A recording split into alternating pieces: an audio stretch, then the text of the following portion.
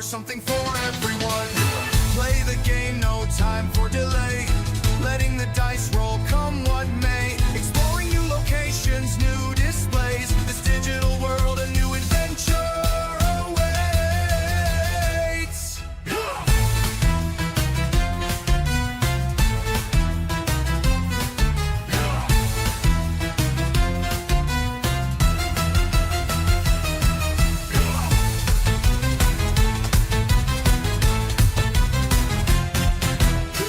Play the game, no time for delay.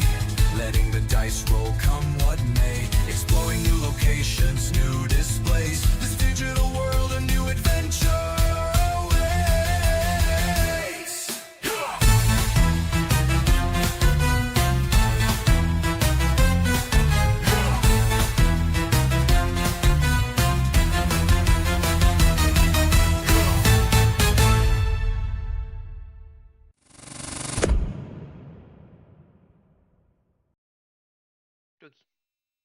Hello, everybody, and welcome back to Shield Studio.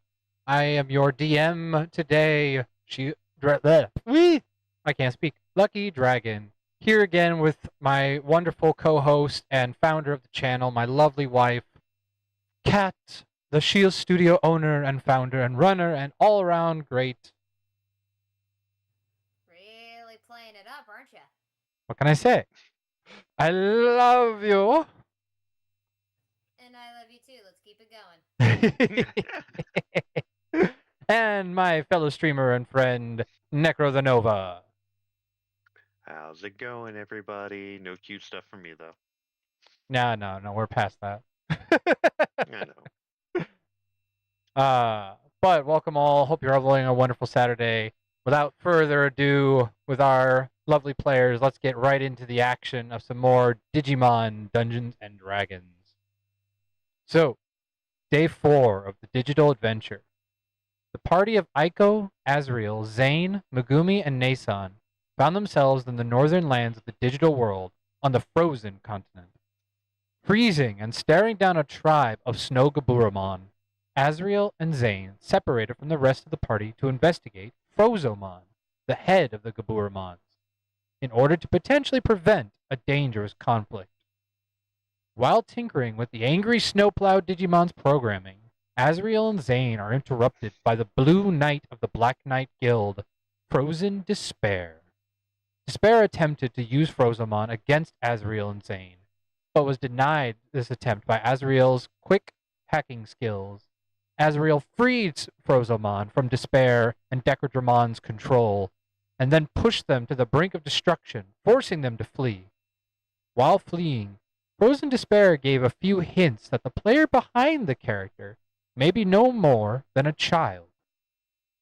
Returning to their party with their newfound information, Azriel and Zane find the rest of the party in an intense competition with the Snow Gaburamon, with Nason and his Digimon partner Labramon losing a snowball fight, but with Gaomon coming back with a powerful throw to end the fight with the Gaburamon surrender. While the snowball fight of danger progressed, though, Aiko and Megumi dazzlingly defeated the two other Gaburamon scouts with ice skating skills that would rival Christina Yamaguchi herself, serving a cold dish of defeat as the two remaining Gaburamon admitted defeat and fled. After freeing the village from the Gaburamon for now, the party received their reward of 300 bits and enough XP to almost reach their next level. With that potentially ahead of them, they excitedly retired for the night to prepare for school in the morning. However, the morning after, Aiko was told of some distressing news. Not only are there more students absent from school, making at least one student absent in every grade at Takamoto University from 1st all the way to the 15th grade in college, but Aiko also learned that her brother Katsu had become sick and had been restricted to bed, with her mother contemplating a hospital trip after her brother had sneakily and foolishly stolen her headgear for the virtual world of Digimon and had played by himself while she was away to school. Concerned by everything that had been happening, the party returns to the game to investigate its possible connection to the worries outside of the game world. When the party arrives online, however, Aiko is greeted by a small little bear Digimon named Kumamon, who claims to be Katsu's partner Digimon, and claims that Katsu needs rescuing, even though he is currently not even logged in. So, starting off right at the beginning, Aiko, Yo. in the land of the Azure Dragon, yet again, you stand next to the small little Kumamon as it is just walked up to you and thrown this curveball of information at you. Not only is this little Digimon proof that your brother, one, has been playing online without your say-so, using your headset, but at the same time, now this bear is claiming that your little brother is still somehow in this digital world, even though you know exactly where he currently is. He is currently sick in bed with your mother attending to him.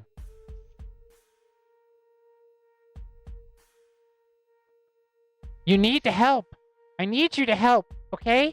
Katsu said I could trust his big sister, that nothing could stop her.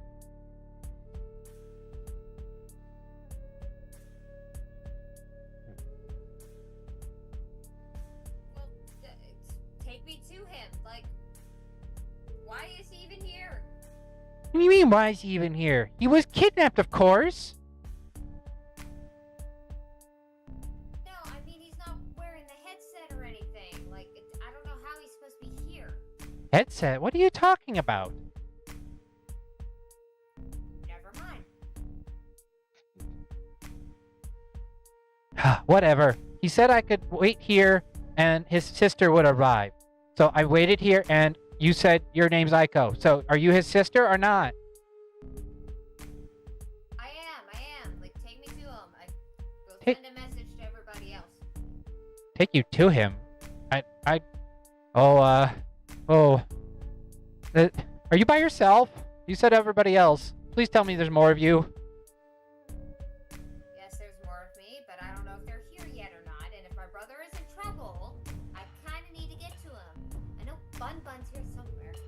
Hello, I am right behind you. Ah! I apologize for my tardiness. I was going to meet you here a little later. I did not expect you to log in. You are a few minutes short. It's fine. You are very quiet despite how big you are. Well, I think it's all the fur. It makes my feet go floof instead of poof. Very much so. My brother's in trouble. You in? Your brother? Does he also come from your world? Yes. I did not know that your brother was also a Digidestin. I don't know what he is. All I know is that one day he put on my headgear, which I'm currently wearing now, and now this little guy says he's in the game, but I know for a fact he doesn't have a headgear on back in my world. So something's up. In the game? What do you mean by in the game? In this world. Ah, I see. Yes, I remember your other friends referring to this world as such. Yeah, in our world, there's a lot of people who don't see this as another world. They see it as a video game, which is a collection of pixels and music and other stuff that simulate the same experience. He looks at you so confused, like you know that he is an intelligent Digimon, but he is trying so hard to fathom what you're expressing. Way to go, Cat. You gave him an existential crisis. Okay, I'm gonna have to explain this to you later. I need to go find my brother. Yes. Send a message to everybody else on my terminal thing. All right, as you send out the mass friend requests, Azriel, as you are just now getting home after dealing with the program that you were given by Zane a day ago, kind of doing the extra work you can to see how well it's developed. The increased development and speed of this digital egg, so to speak, is very quick, but oddly enough, since it began, it started to slow down, like the programming is starting to kind of put finer points on it. So all of a sudden, the loading processing power of it has started to slow, and as fast as it was going, has started to kind of go towards like a brisk, normal like download pace of just like a brand new video game kind of feel. Like, oh, you know, it'll be done in maybe a few hours. kind of feel, but it looked like it'd be done in seconds when you first checked on it a day ago. I'm gonna go ahead and I'll leave it running on my terminal. Just leave the data going in because I definitely want to talk to everyone. So I think I would head over quickly and get my headset on and check messages, anything like that. While Alrighty. I'm waiting for that to process. As you plop your headset on and arrive in the Azure Dragon Guild, you're instantly greeted with a little ping on your character screen of urgent request from Aiko. Of course, I will open it as quickly as I can. If it's from Aiko, it's probably really important. What would you have sent in the message, Aiko?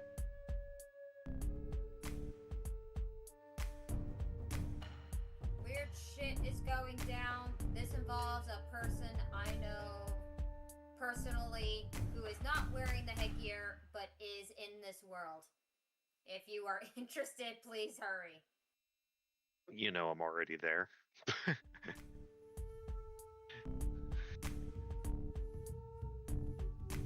I'd immediately log in and try to get to after logging in, I would send her a message, what's your location or where are you at, so I can meet you there.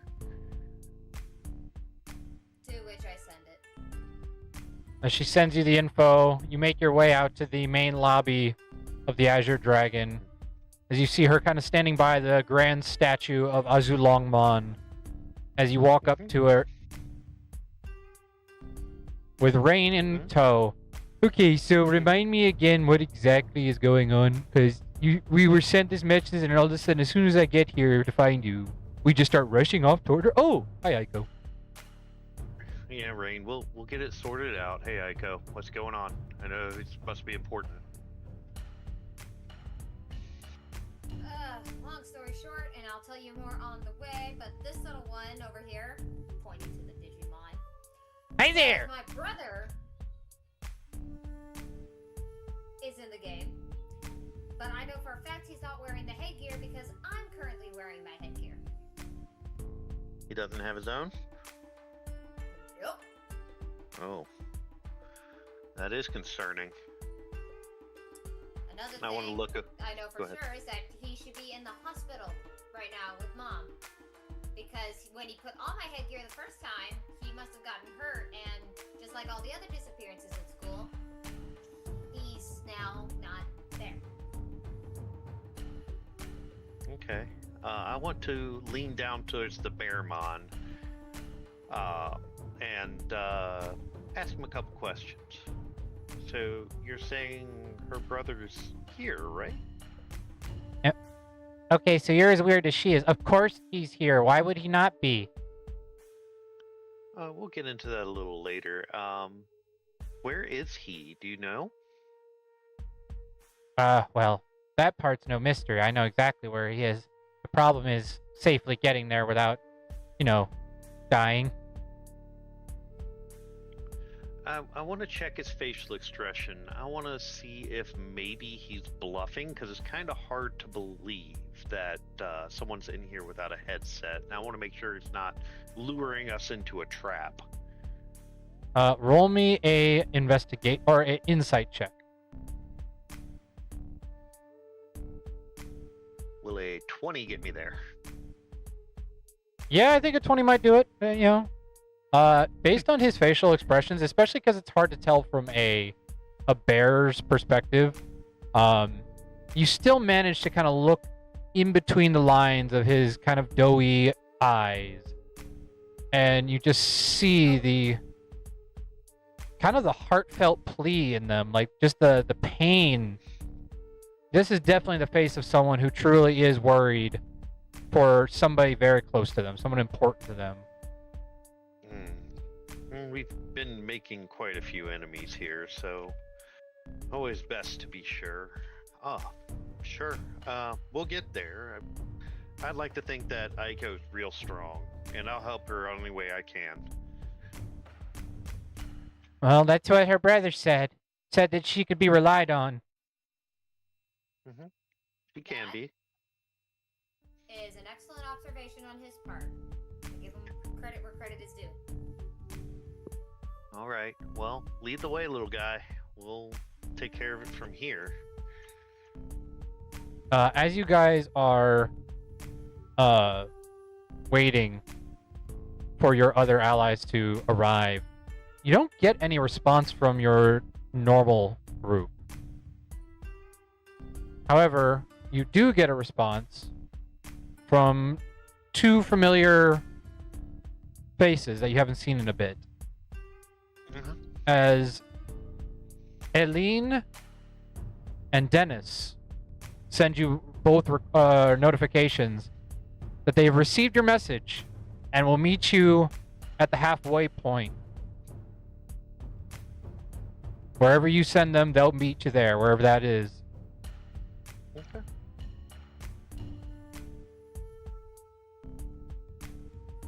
Sounds good. I'll respond that as soon as we get to find out where we're going, we'll let them know.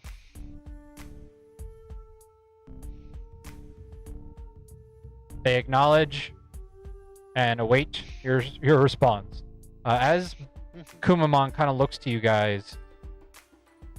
All right, so here's the thing about where they're at, though, and gotta bear with me because it's not a great place. Haha, fair. When is it ever? Well, the bearing that we're looking for is at one of the main enemy bases of the Machine Empire.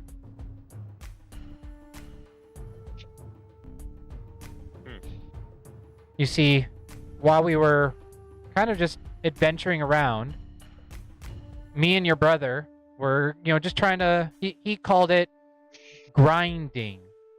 He said he wanted to level me up and get me stronger. So we went out and, just wanted to goof around a bit, fight a couple of, of those big boys tribe, Gaburamon.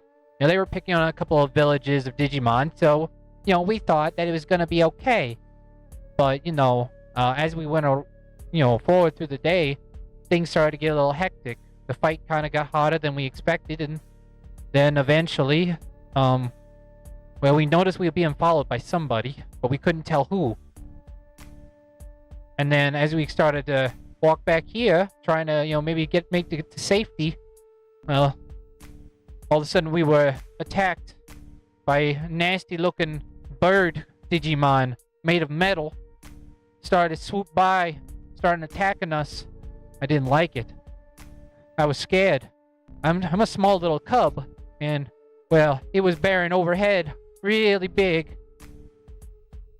And, well, I couldn't bear what would happen if, I lost him, so, I grabbed your brother and I started trying to run.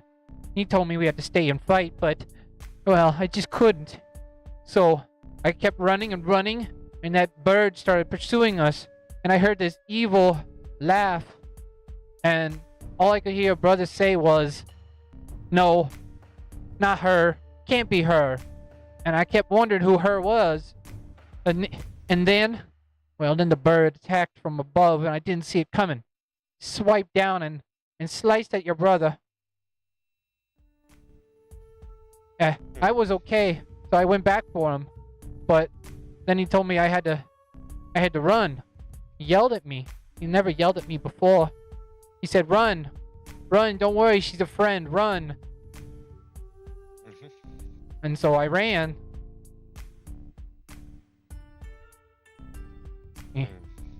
I didn't know what else to do, and then I remember him talking so much about his sister, saying his sister's really tough and scary, and nobody can mess with her. And all of a sudden, I waited around until I, saw some new Digidestin showing up, and I've been asking ever since. Every time someone popped up here, this dragon, I all of a sudden been seeing them.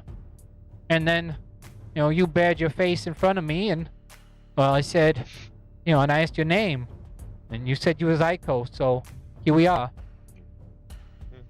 I know where they went, though, because, well, it's where all those Digidestin that don't get destroyed go.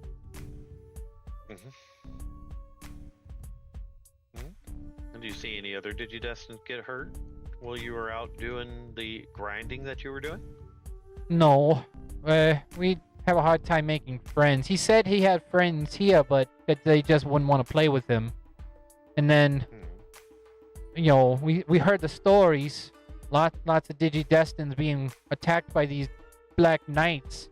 These nasty-looking people, and this looked like one of them. She was all mean and in green and black armor. Oh boy, yeah, we've run into them before, right, Eka? Yep. Oh, what has he gotten himself into? I mean, I can take you there. It might take a while to get there, but, I'm pretty good on my legs. They bear me pretty well.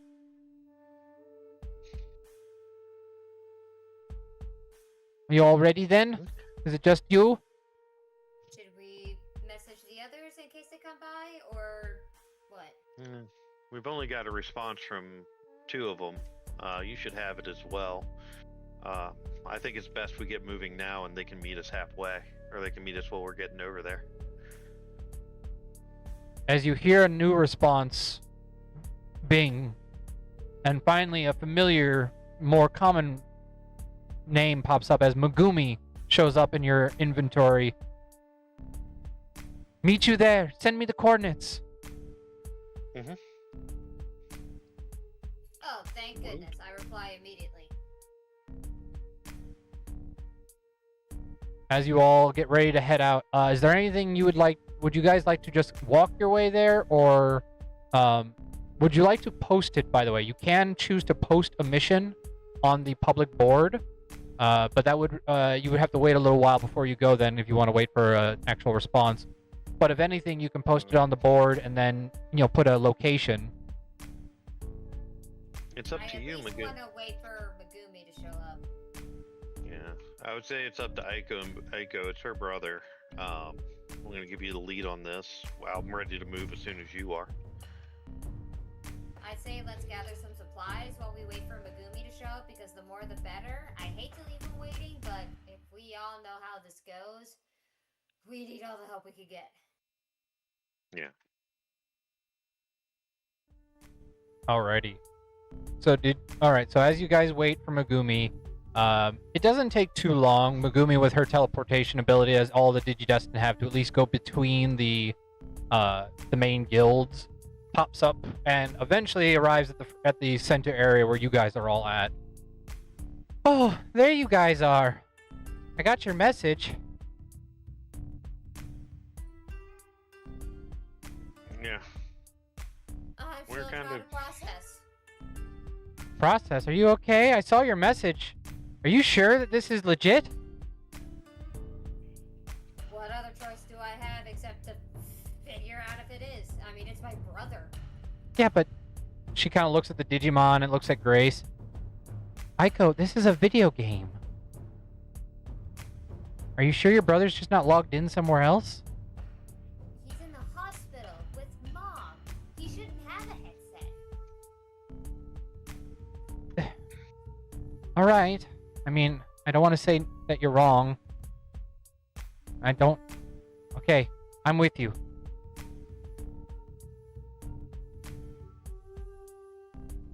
Alright, do we need any supplies before we go? I should be pretty good. Hey, there you are, Alar. Really? As walking up to you are 2 other familiar faces from Gold Rose, as Dennis and Aline show up. Hey there. Who got your message? Oh, Thank you. goodness. I am really glad you guys are here. I was getting worried for a minute. Ah, no problem. We were just a little shocked by the message. Didn't quite give us enough information though, so what's the situation going on here?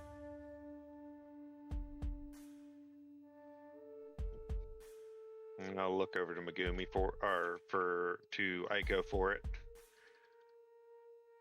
And you got more info than I've got. All I know is that the little bear thingy over here, was it? My name's Kumamon. Kumamon, my apologies. brother's here, that they were taken by the bad guys that we already kind of know about, and that he apparently sent him to find me, and he could probably tell it better than I can. I'm still just kind of freaking out because I can't believe this is happening right now. So are we supposed to? So we're supposed to believe that your little brother is somehow stuck in here? I guess. I don't know until I see him. All I know is that back in our world, he's in the hospital with my mom, and he doesn't have a headset of his own that I am aware of. He used mine one night and snuck it on. Sacre bleu! This is incredible!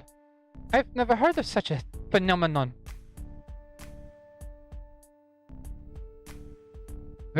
Very well. We will do our best.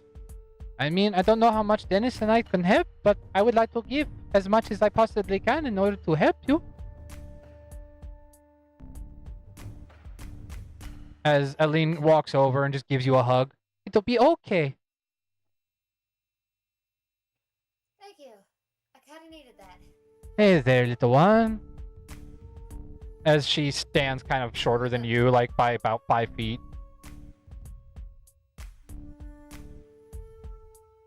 I'm not that little, but thank you. Sorry, it's, you're younger than me. I know you're taller than me, but it's just the whole younger thing. We got this though, together. Girl power. Oh, you too, Dennis and Azrael. Hey, Yeah, whatever. Yeah, that All does good. make me laugh a little. Hey, this is our lot in life. Now we're just helping them out. mhm. Where is your other group? I Good don't question. know. Oh, great. Well, hopefully they'll show up later. I don't know if it'll help, but I posted a little bit of a mini, request in our group chat of all the friends that you all have made. So hopefully whoever eventually logs in, sees it, is able to join in when they can. It'll follow our location, so if anything, they'll be able to at least find us. That will be good. Alright, so I guess we'll go with your idea then, Aiko. We'll look around, get the supplies we need, and then we'll head out. Sounds good. I guess unless we all go together, we just meet back here 15 minutes maybe? Give or take? Oh, sounds good. Bone, then we go shopping, and then we go and save the day. We'll be heroes! Come on! As she grabs Megumi and Aiko. Ah!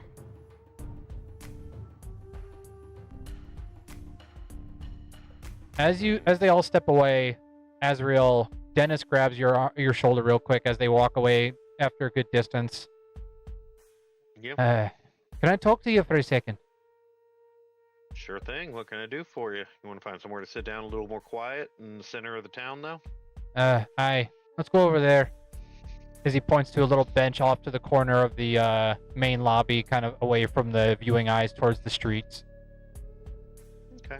I'll head over that way and take a seat. I gotta tell you, I'm hoping all this is just a big prank, because this just doesn't sound like it makes any sense. I talked to the guy, and I talked to the Kumamon. From what I can tell, he's being sincere. So we'll have to see what's happening. It seems like something new, crazy every day here. But I don't get it. This is a video game, and I know they told us it'd be a really interactive one, but I think this goes a bit further than just interactive. Thank you for the following, Lord Pizza Gut. Thank you very much. Welcome to the Dragon's Den. You are an official hatchling. Or Hoardling, sorry. Hatchling is if you subscribe. But yes. Hoardling. Welcome to the Dragon's Den, where you are treasure, just like the dragons hoard treasure. We hoard you as our friends. Mhm. So, Yeah, I've been looking into some things. Like I said, I've been telling them I don't have anything solid to work off of yet. I mean, I've got theories, but theories only go so far. Shout out to Lord Pizza You're Guy. saying this is not the first thing But- you've seen that's weird of this. Oh, far from it. The big thing I'm looking at is how many people at school are missing. Aye, It's like one in each grade. me girl was noticing that too. She had told me a few people in her class had disappeared. And now that I think about it, at least one of the people from my course has disappeared. But we're college students. We disappear all the time like it's going down a style. Half the time we never want to show up for class anyway. I know, but it's still weird. You know, they keep talking about people being out sick, but, you know, there's, last I've heard, there's no big illnesses or anything going around right now. It's not like the olden days where, you know, sickness would spread out real fast. So I might have to look into some other things. I might have to see if I can get any information from the hospitals when we get out of here. But first things first, we got to take care of the issues we got now. I don't disagree. But you're right. It feels strange that so many people are getting sick. We don't get sick anymore. Cures are easy these days. Heck, even the common cold has a cure now. Yeah. We'll take the steps that we need to. This and does we'll not figure bode it well. out, but Alright, I'll follow your lead then, Azrael. Keep an eye out, yeah, and we'll hope that all appreciate this ya. is just some kind of bad dream. I'm just worried about Aiko right now because it's family. Especially, she seems a little distraught about it, so we'll have to play it by ear as we go. Aye. Should we be keeping an eye on this bear? Perhaps this bear has gotten more of a devious streak than we think. Yeah, I'll keep an eye out on him, and I'll have Rain keep an eye out on him as well. Alright, sounds good. With that, I want to go ahead and pull out my terminal and start looking at that data from prior while we're waiting for everybody to get their stuff together. As you check the data that's currently on your background, basically, as it's loading, the thing that stands out to you the most is that while you're inside the game and you look at this data, similar to the data you saw when you were looking at Frozomon, this data seems slightly different. Something about it just seems more pulled together. Like, instead of the strands of a normal, programming stream of ones and zeros, roll me a intelligence check. Just a straight intelligence check.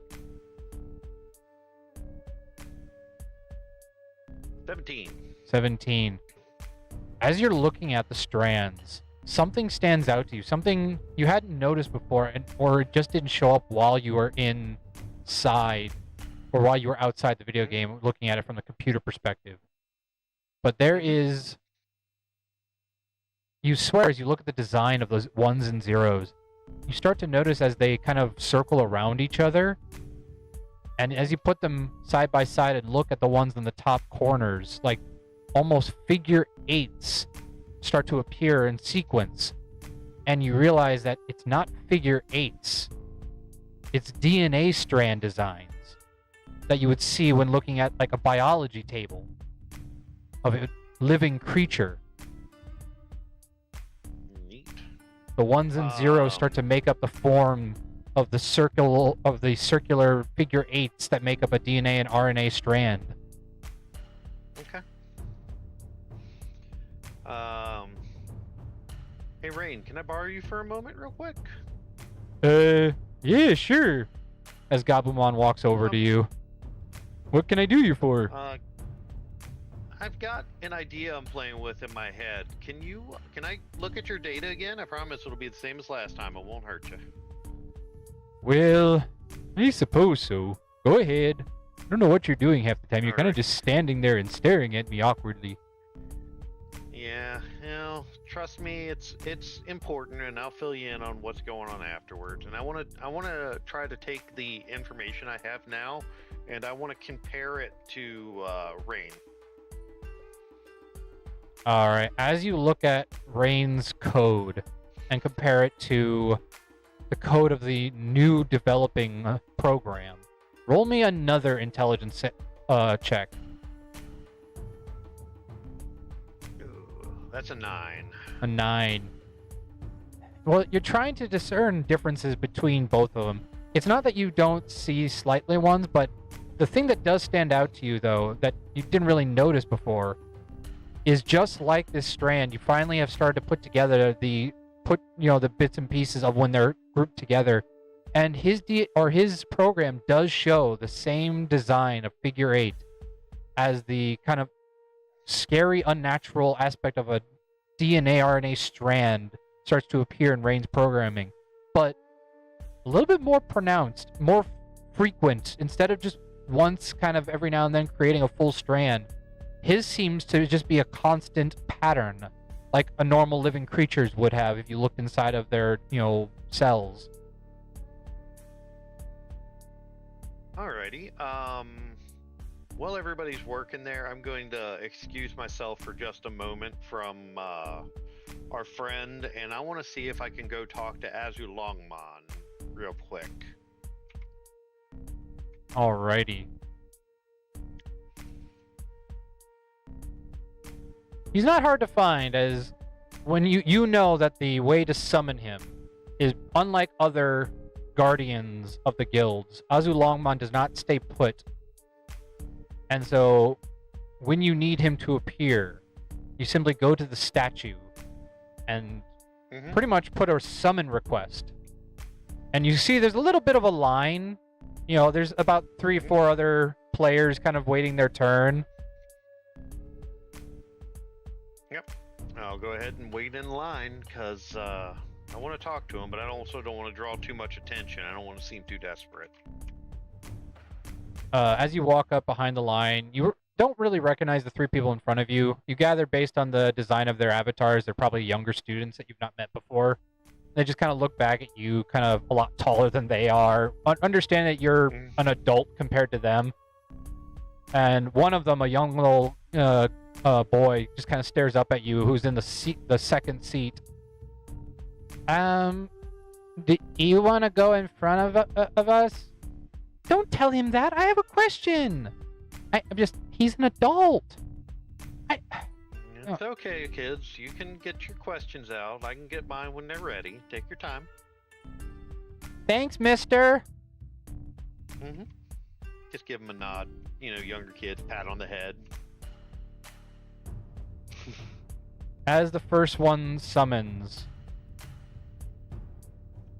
Hello.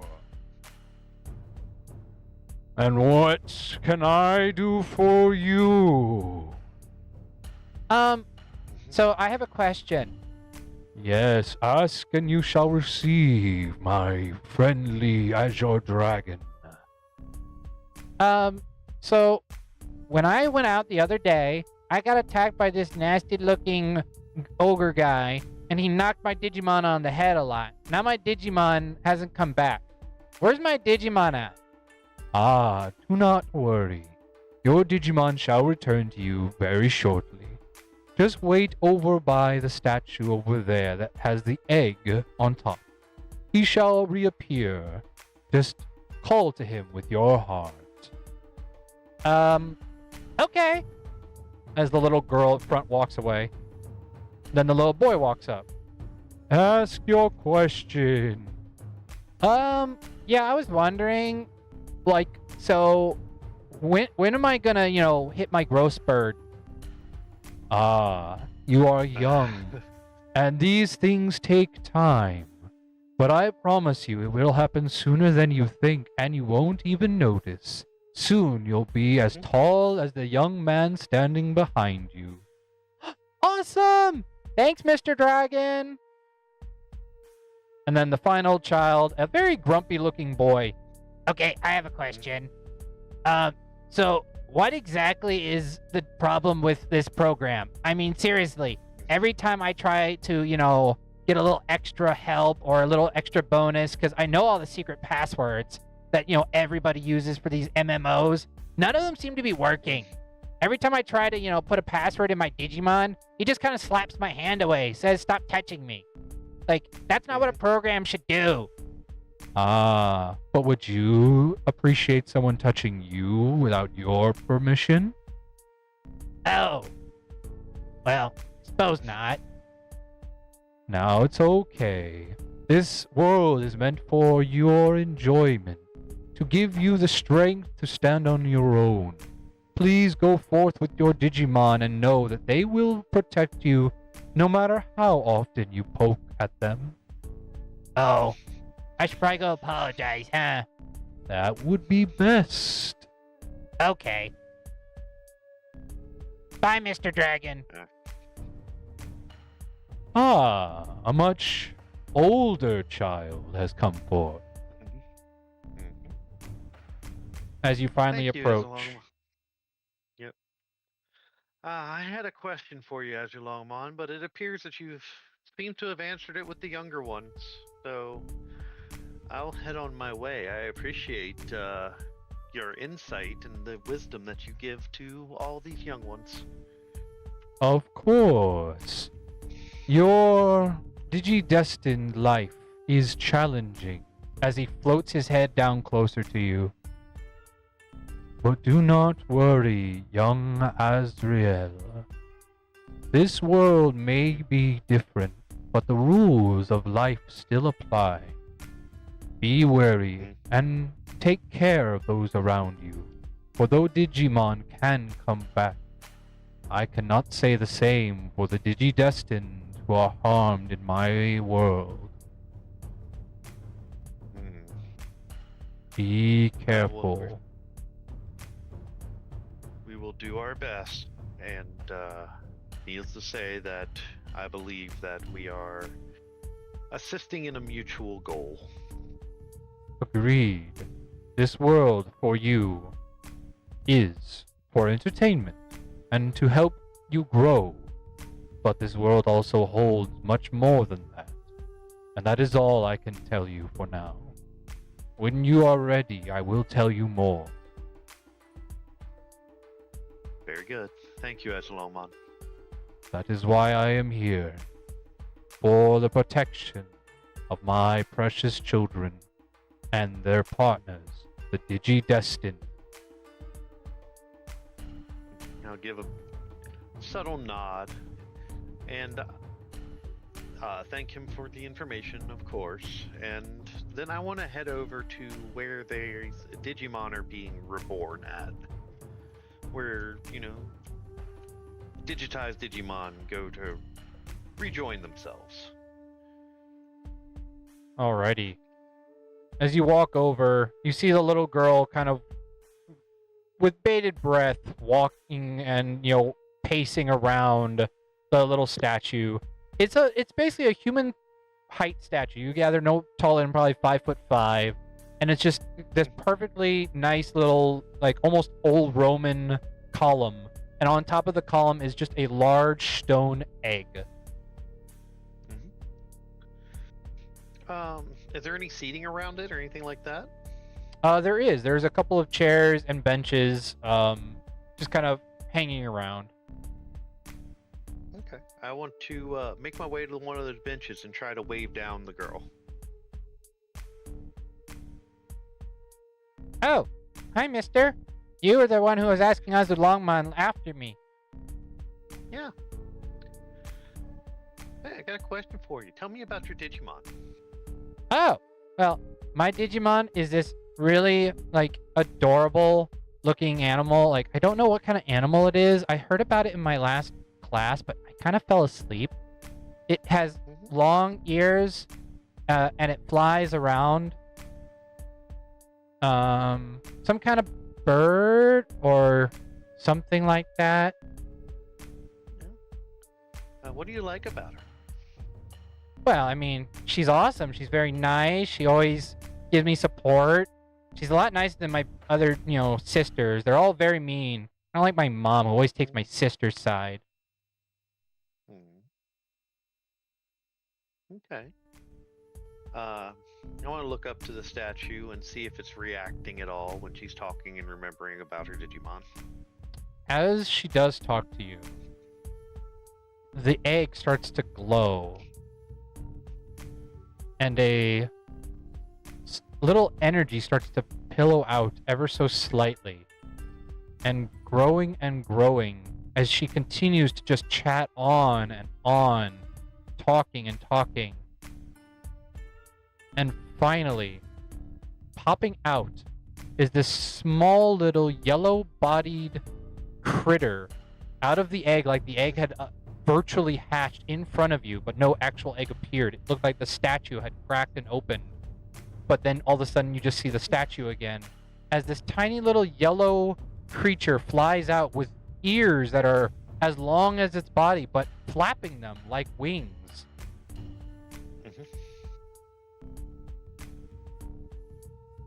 Tori! She's back! Patamon, you're back! Of course I'm back! I told you I would be! And she just hugs the little Patamon to her. There you are! So glad you're back and okay. How's your head? My head's fine. I'm not a baby. You don't have to worry about me. You are a baby. You were just born. Oh. I'm just gonna smile and wish them best and tell them be careful. Don't get caught in a situation like you did before. I won't. Thanks, old mister. Just smile at that. Getting called old.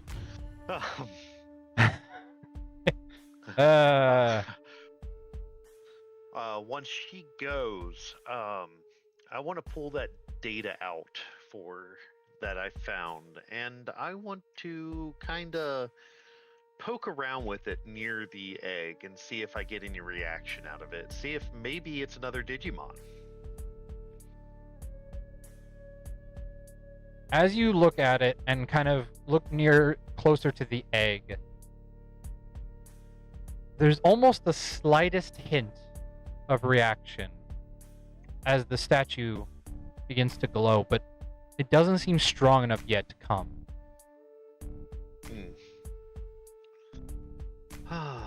Let's see. There's data starting to grow. It's becoming more stable. Let's go for an assumption here. Maybe it needs to gather a little more strength before it's ready to hatch. Finally, as you do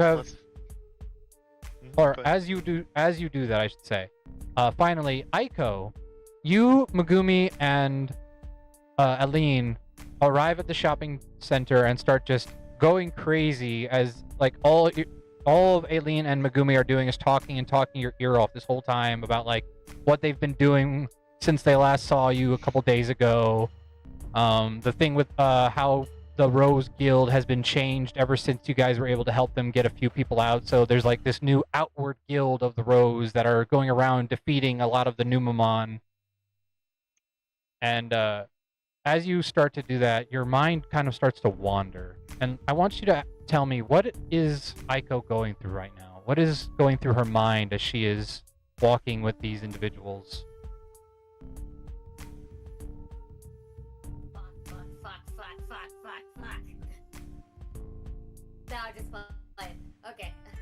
If I was an adult, that's probably what would be going through my mind because, you know, the worry. She's probably just like, I can't believe this is happening. Please tell me this isn't real. I don't care if it's a prank. Just let me know that he's okay. Can't really focus on the shopping. Like, they're kind of just doing everything for me as I am just thinking really hard. How am I going to be able to do this? I'm not exactly the #1 fighter in this entire group, and I don't really want to risk anybody else's safety.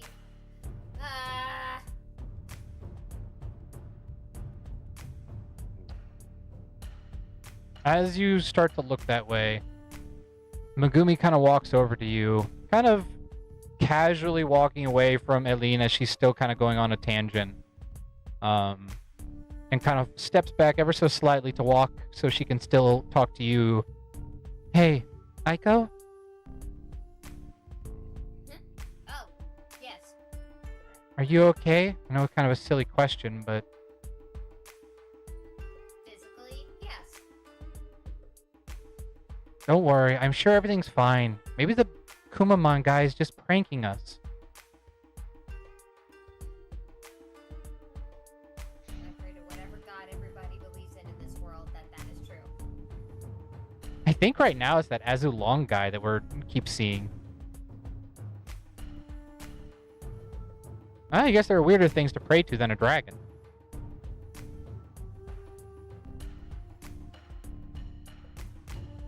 You have a good point. As you guys finish up your shopping, is there anything you would like to grab, or do you have the items you would you would need? Like, did you use any of the potions or other things you got last time? You do have 300 more now, gold-wise. Yeah, I haven't used a single darn thing, so I think I'm good. Okay. So as you have finished up your shopping, then you all start kind of gathering around again. Zane, as you have just arrived and logged into the Crimson Shield base, you have just received the message from Aiko that everyone is gathering in Azure Dragon Guild for a new quest that has something to do with Aiko personally.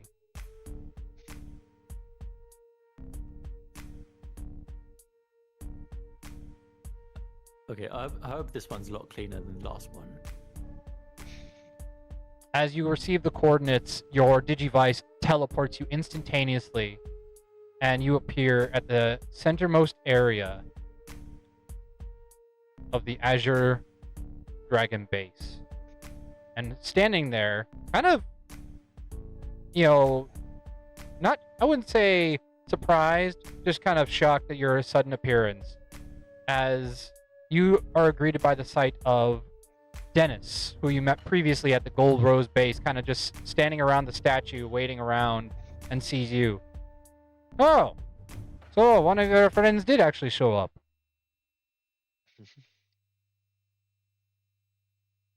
You could sound more pleased to see me. Well, I could, but if I recall correctly, you're the grumpy one.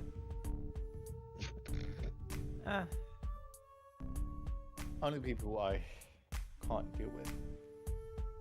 Fair enough. Well, I don't know if you've gotten the wherewithal or the down of what's going on, but I'll give you the lay-by. So, apparently your friend Aiko's little brother was playing the game, and he's got himself right in a bit of a pickle here, where a bunch of the others have, come around to save him from being the kidnapped victim of those Black Knights we've been dealing with. Okay, and Well, the shocker part, now bear with me, according to her at least, is that her brother isn't currently logged in. he's not logged in, so where's he kidnapped? Well, apparently, according to this little wee bear that they found, the bear says that he's still in this world, and he has currently been kidnapped by that green knight y'all ran into when you were helping us. Okay, so we need to beat this guy, get him back. What? Just casual? Well, I'm still trying to come to grips with what they've been telling me. I still think the bear's full of it, so I'm thinking we're headed into some kind of a trap. So I'm glad you're here to deal with whatever comes our way. Okay, but I'm not babysitting. I'm just saying that now. I don't think there'll be a need to babysit. I think it's just the bear. I think this bear is probably working for the enemy, and this is one of those hidden quests. I assume there's money involved. I'm sure as soon as the actual quest shows up, it'll probably appear in our inventory and all of a sudden say, you've accomplished some major secret goal.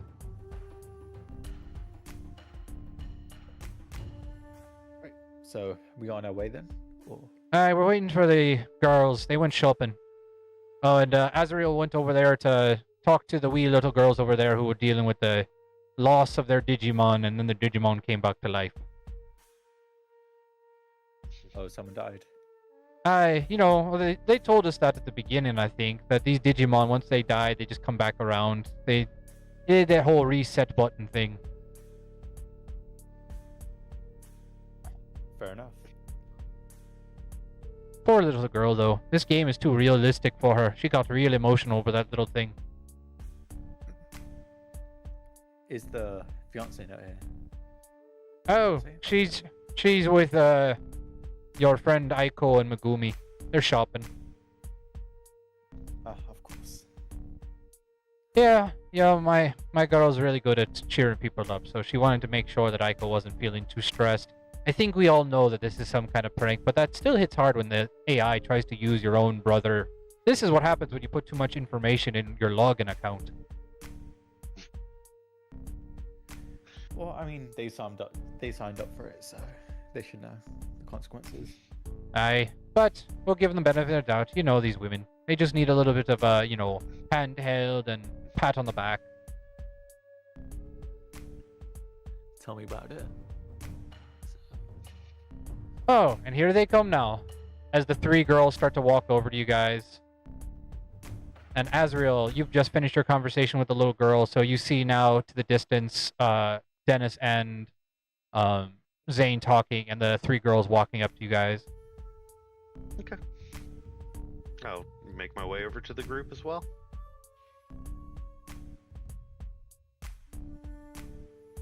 I do not look any better. Like, I know they all try, but like I still have that look about my face. All right. Don't worry, Aiko. We'll get this taken care of. Aye, don't you worry about it, little Aiko. We'll take care of this and save your little wee brother. If the little brat, excuse my language, actually listened to me, we wouldn't be in this mess. Well, when you were that age, did you listen? You really want to know? Probably not. Then let's move forward. Boon! Then, let us all join hands and get ready for a new quest. You heard her. Hold Look- hands. Yeah, you heard her. Hold hands. Look over at my grumpy other. Yeah, I I can skip stare that over part. at you two, like. Megumi is just dead staring you. I'm tapping Megumi with my elbow, like, get to hold his hand, get to hold his hand, you get to hold his hand. Zane! Hand. Is that part of the requirements? It is now. Yeah. I take Megumi's wrist in my hand and thrust her hand forward towards Zane's to force her to hold his hand. I reluctantly hold a hand. As you guys grab hands and create a little forming circle, and you see Angorimon kind of, holding a little Digimon circle as well as they all hold their hands around you guys. Angorimon making a majority of the circle, given how much longer his arms are. All right, More bun by volume. let us do this, everyone. Team friendship. Ellie, no, we didn't agree to that. We're not going by that name. We're going by the name I say so, Dennis. Aye, all right. Team friendship it is. Just smile and nod. Let's look at the Bearmon one, or the not the Bearmon. It's gonna stick with me eventually. Kumamon. All right, I guess it's time to lead the way, little guy. All right, follow me, everyone. It's gonna be a long trek, but we can make it. Do we I'm think we sorry, need but his voice makes do you me think we might need a Unimon? Cinderella. think a Unimon cart might be a wise decision? I don't know. Look to the Kumamon. What do you think? How far are we going? Do you think we might need a cart? Well, it's all the way past the Crimson Shield base, so it's a good distance. I'll take that as a yes. Go and grab a Unimon cart and use that so we can travel a little quicker. As you go to the little stable, as usual, after you've made your little purchase, that's 10 gold. A Done and done. giant Unimon appears, as usual, with a cart behind him, big enough to hold the party that you currently have registered in your profile. So it's a little bit bigger than normal, considering you have a few extra people. Yeah. Alright, And let's be off!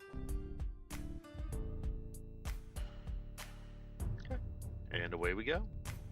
Alrighty, as you all hop onto the cart and make your way out into the digital world.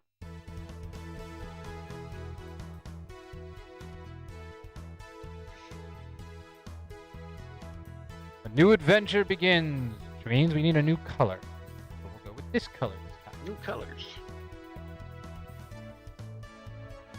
Like an obnoxious orange color. As you all start to head towards the Red Shield base.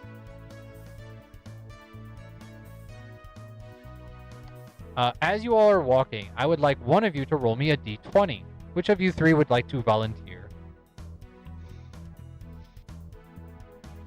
I'm voting for 0. Okay,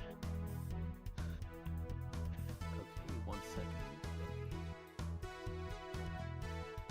Oh wait, I can restart my thing because someone else did it. You're good. And it's just a straight d20 roll.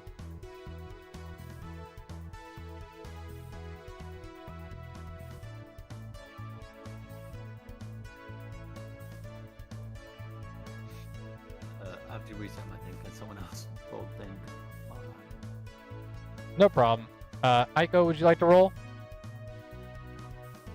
Remind me what I'm rolling. Just a straight- 13. Oh, okay. Azrael rolled. Yep. Alright, so a 13. Alright, let me check my... 13.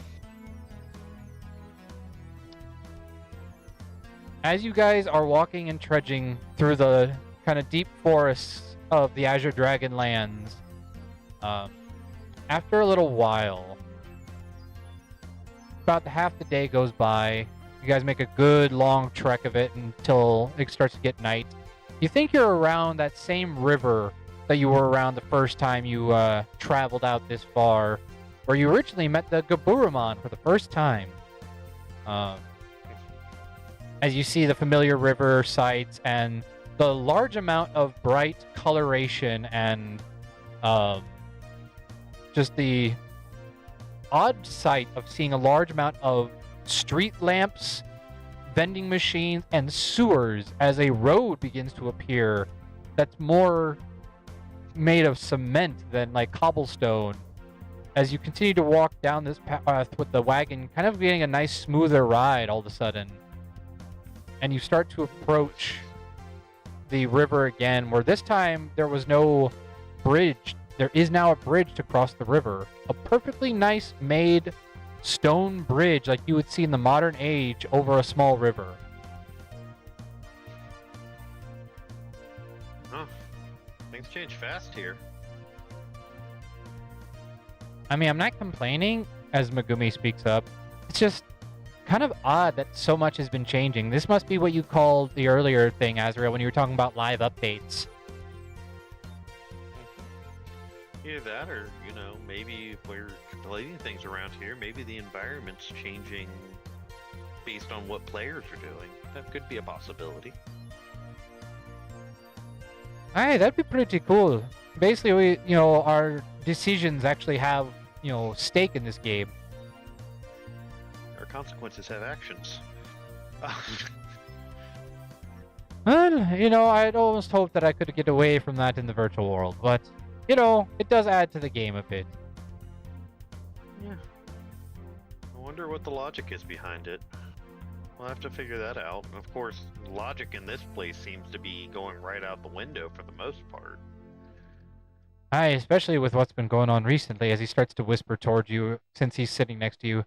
If any of this is actually true, then we will be in a serious bit of trouble. Yeah, that goes without saying. Well, we'll have to see. We always need more data. I'm not getting my hopes up. I'm hoping that this is still just... Or, not hoping. I'm pretty sure this is all just some kind of fancy hoax, but at the same time, you can never be too sure. Yeah, well, only one way to find out. You only figure out how the trap works if you spring it, huh? It's just always a pain in the butt to have to be the ones who walk into the trap. Yeah, somebody's got to be the first. Might as well be us. Hey, it always seems to go that way, doesn't it? As you guys start to walk by the river, and as you're almost halfway across, all of a sudden you feel the bridge start to kind of buckle and shake a bit.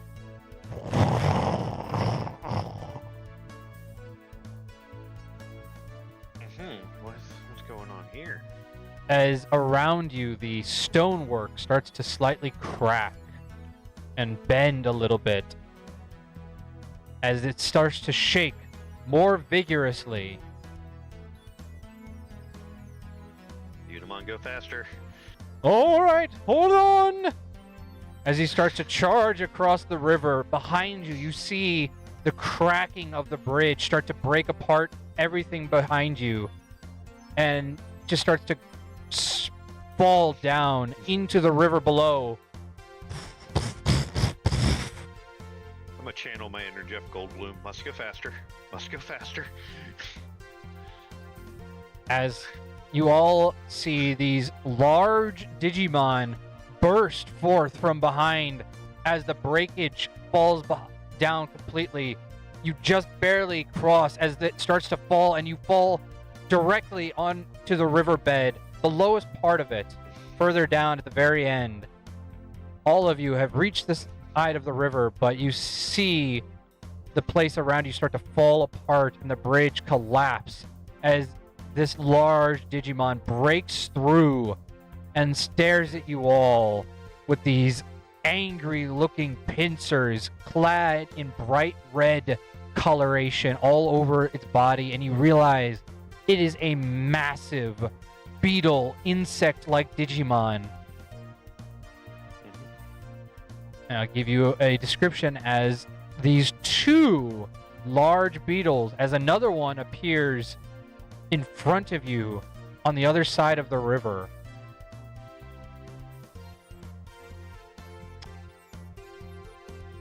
Rain, I think we're up. As these two Kowagamon, as your little your little scan over their heads appears and you see their name displayed. Whoop! Kowagamon, champion level bug Digimon.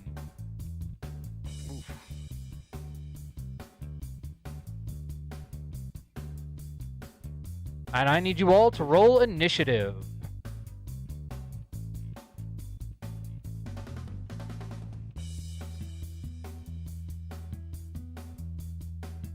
19. 6. For some reason, I couldn't find it. 6. I rolled a 3.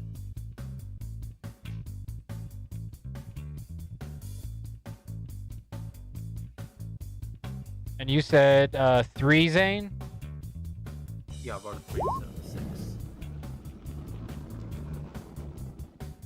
6 modified.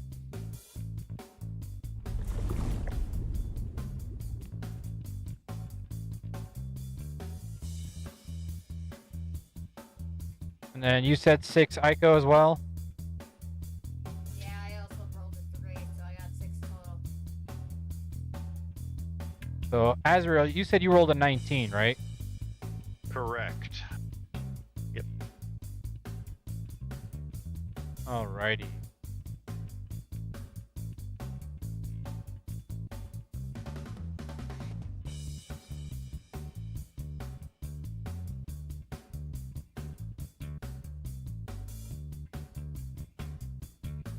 Hold on, just getting everybody else's info up.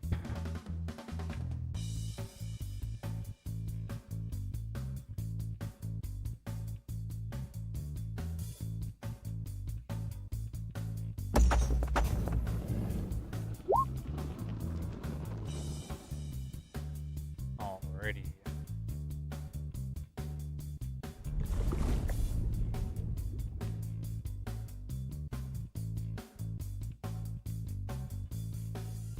So first up is Azrael.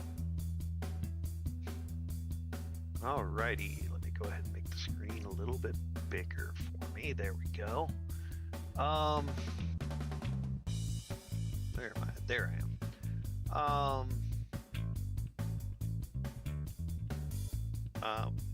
I'll look to Rain first. Anything you know about these guys? Why they might be coming after us? Kawagamon are naturally just very aggressive creatures. They typically stick to the deep forests, but I think that fancy bridge disturbed them. I don't think they like us having all this stuff inside their forest. All right. I want to look to the rest of my team. Aiko, you think you can help support us? These guys look tough. I will do my best. Alrighty. Zane, I know you're gonna do what you're gonna do. I'm gonna look to the one up to the north, and I want to have Rain go first and go towards that one and use his blue blaster. Alrighty. So the one to the south or the north? To the north, please. Okay. So right up there? Range spell attack, +6 to hit, range of 80 to 200 feet. Alrighty, roll to hit. That would be a d20 +6. That is a nat 20. A nat 20. First battle roll of the day, and it's a nat 20. That definitely hits. Alrighty, and for the attack, it will be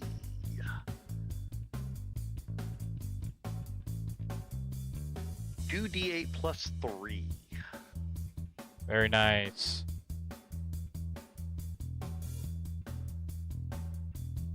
13. 13. Very nice. 13 points of fire damage. And you are a vaccine. This is a virus, so that actually goes up to 26 points of damage. Oof. That's how we open it up. And it doesn't also hurt that you got a crit, which also doubles that up. So all that together. Yeah. He must not be feeling good.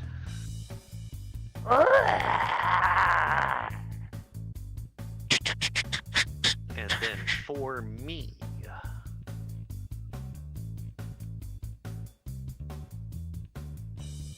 I wish to cast a spell. I'm going to use a cantrip. I want to analyze the Digimon. Alrighty. As you cast Analyze, you discover it is a nature-type Digimon, which means it is weak to wind-based Digimon and is strong against Earth-type Digimon. All right. I will relay that information to my teammates. You're going to want to use wind stuff. Earth stuff's not going to hurt them too bad. Wind stuff. Oh, Bonbon's good with wind. And I believe that is both of my actions for the turn. I'm going to stay put where I'm at. Going to seem to be back a little bit. Yeah, you're in the tree line right there. Yeah. The blue. Alrighty. With that then, it goes to the Kawagamon.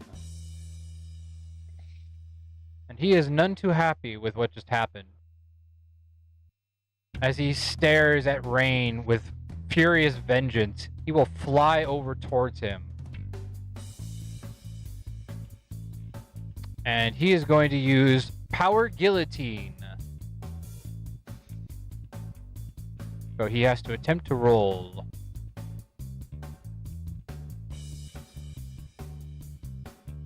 Oh, wait, I am correct. Sorry. He cannot use Power Guillotine until he captures. So actually, first he will use Scissor Claw. Okay. So just a base attack. Scissor Claw! That is an 8. That is going to miss.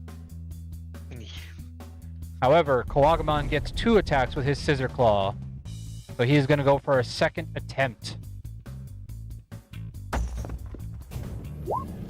That is a 22. Yeah, I think that gets there. I believe it does as well. So that is 1d12 plus 4 virus damage, which does not do extra damage because you are a vaccine, not a data type. Okay. 5 points of slashing damage to Rain. Okay.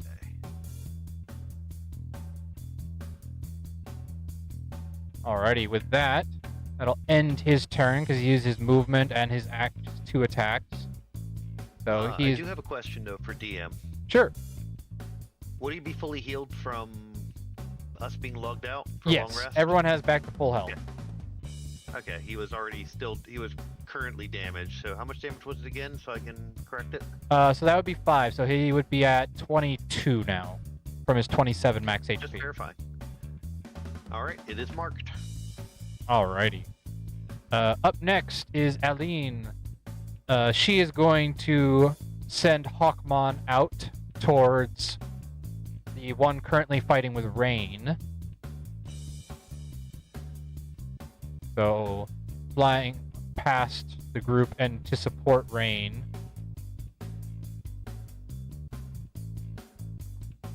And Hawkmon has advantage on this attack because he's using a flying type against this creature who is weak to it. Going to use its Feather Slash ability. Feather Slash! That is an 18. That does hit the Kawagamon. That is 2d6 thunder damage, which is wind damage in this. That is 12.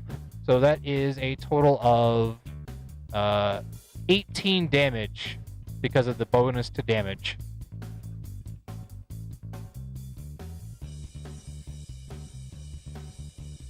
It's still standing, but it got hurt by that a lot. As it gets, just, no pun intended, it gets winded by that gust of wind as the slash of the wing comes by, as Hawkmon flies by and does kind of a bank around to kind of float in the air as he stares at his opponent. Why don't you pick on someone your own size? Good work. Speaking of which, I think now is the best time. Don't you think, Hawkmon? Of course. At your convenience. As her Digivice begins to glow and you see the combined heart of the Digidestined Unity symbol of the crest of unity between her and between Dennis, as both his and hers glows. Hawkmon, Digivolve 2! As the energy around him begins to glow.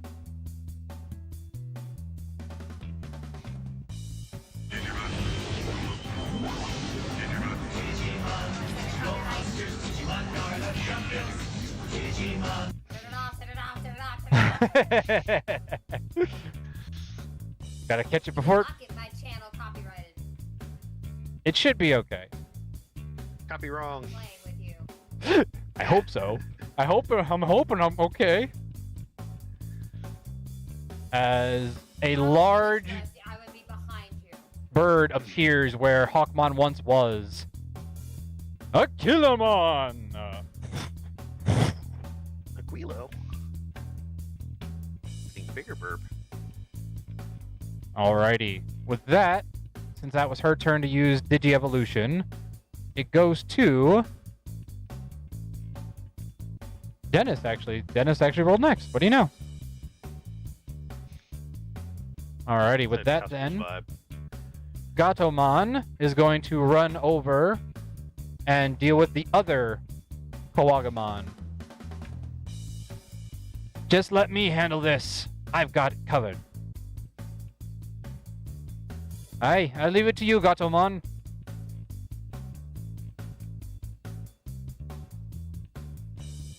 You are triggering my ADHD something fierce, by the way. Who, me?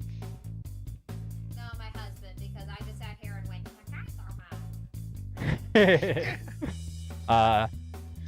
I've got this. Lightning Paw! As goes for a double attack on the Kawagamon. That is a natural 19. That hits. Or not a natural 19, sorry, a dirty 19.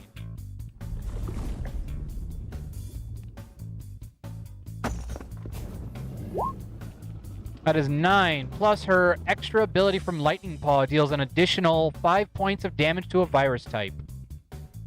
So that is a total of 14 points of slashing vaccine damage.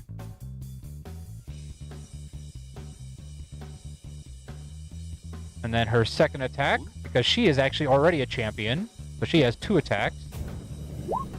10. Unfortunately, that does go wide, and the Kawagamon is able to maneuver this time, seeing the other Lightning Paw coming.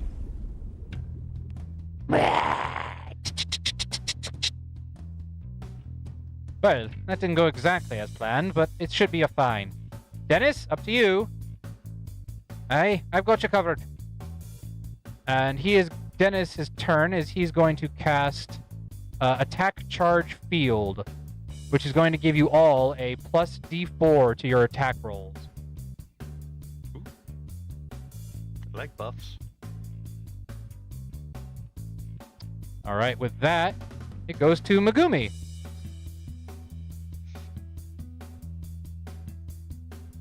Megumi is going to use her turn, and she's going to instantly... Well, might as well join the club. Grace, you ready? I was born ready, as her little Sistermon walks up. Sistermon, Digivolve 2! Let's get that going. Here we go again.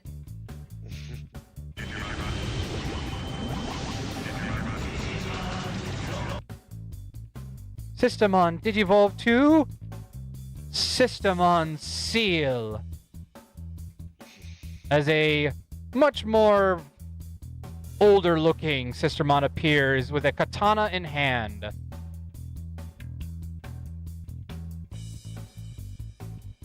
And then Systemon Seal is going to use her turn. She's going to run over to the Kawagamon currently fighting with Gatomon.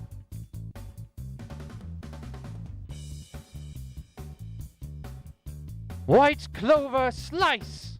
As she pulls her katana and slices through, as it almost looks like flowers bloom around her blade as she cuts through the Kawagamon.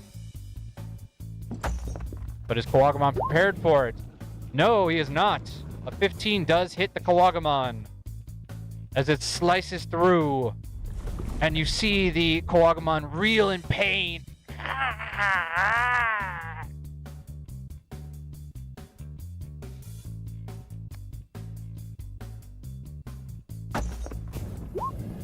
That is 9 points of slashing damage, and an additional 8 points of sneak attack damage as she gets that, as long as she goes before the attacked monster. Neat. That is a total of 15 points of slashing virus damage. All right, Aiko, you are up next. Oh, joy.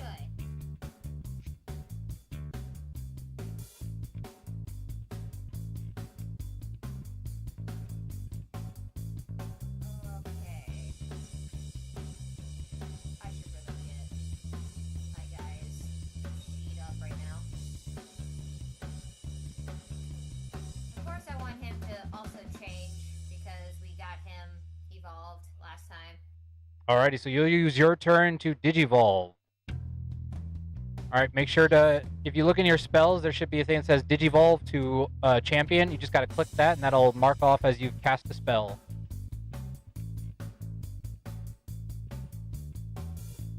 Very well, Aiko. It is my turn to join the fray.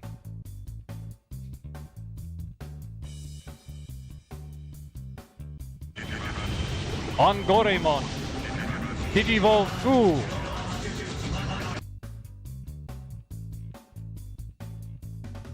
said in my spells? I don't see it. You don't see Digi-Evolution? Or Digivolve, specifically? No, I do not. Huh. That's strange. It should be there. I will check that later then. So for now, we will just assume. Simbar et Goreimon. Alright, Taiko. Send me to danger. I will defeat it. Do not worry. Refrain from the flustered state that is my face. That was all in my head. Aiko, I need your direction. I'm looking at it. No, you're looking at me. Looking at me as I look at you. as I look Above at me. table, I'm looking at the list. It's very small on this tiny computer.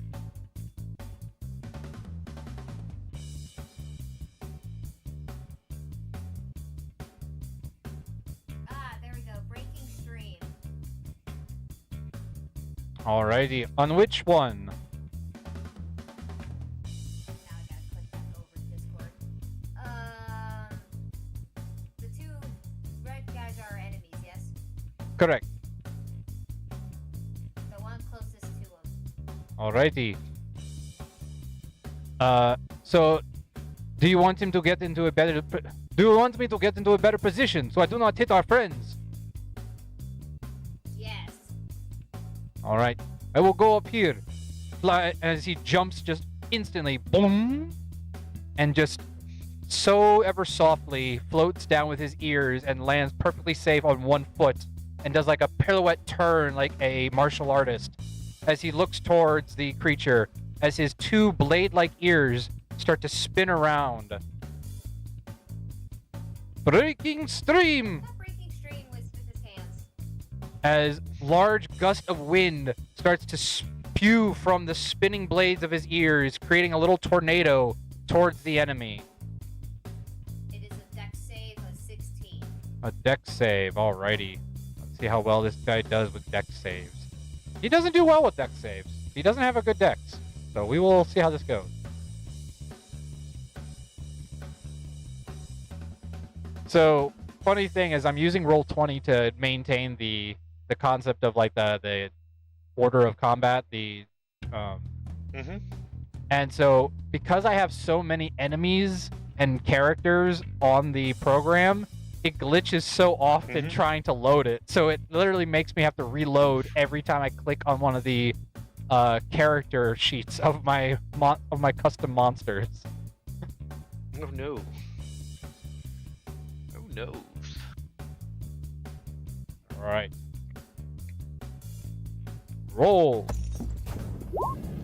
That is a 6. That is not going to succeed.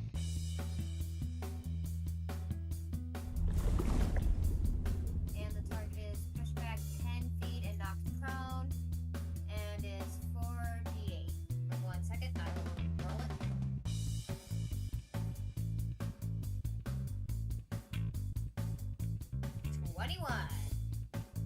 21. That instantly causes the Kawagamon to fall down to the ground. And you just see him kind of wriggling in the water with his pincers. As all of a sudden you see his data start to break apart. And you see the small little egg, the smallest little egg appear as it replaces the angry body of the Digimon with a brand new egg. As the egg zooms off into the air towards the, I they call it the Digitama, but it's basically the nursery for newborn Digimon. I didn't want to kill it. He's not dead. He just got reprogrammed to calm down again, basically. So the That's better. corruption of his data was fixed, and he's reborn. I still feel bad. I'm the pacifist, damn it. But you notice one thing, Aiko, is that this is the first time you've seen this, because when you saw the other characters, the Dark Knights, destroy a Digimon, you didn't see the egg. It just deleted the data. This time, when you destroyed it, it just created the new egg with the little imagery of a little bug on it, and it flew away towards the nursery. Does this mean it's gonna be okay? Do not worry, It'll be Aiko. fine. When one of us is defeated, we simply go back to the They'll nursery have of the memories from Digidestined. remembering them. As you just get a dead stare from Megumi, Zane, just staring at you.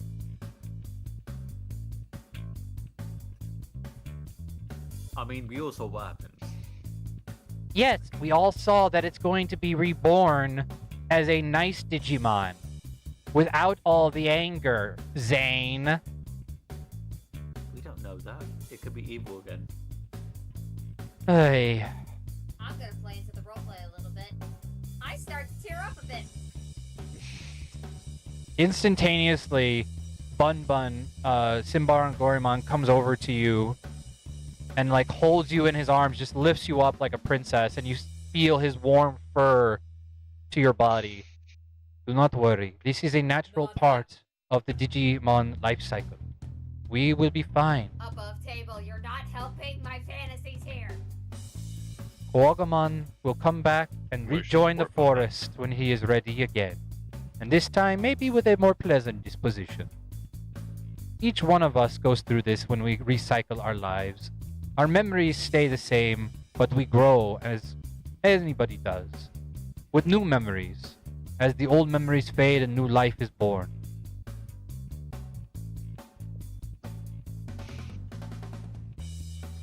Yeah, there Now goes let's the kill this other Warbirds. one. As the large Koagamon standing behind the rest of them, you see just slicing and slicing at the other Digimon are trying to fight it. No care in the world that its buddy has just been, sent back to the nursery. He's just slicing away, angry and distraught.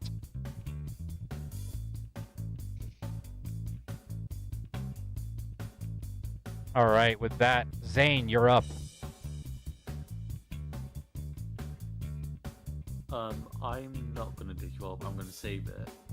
Alrighty. Can I just go up to it and attack? Yeah, you could do that easily. You're not just in your Digimon form, in your regular form, you are also an effective monk.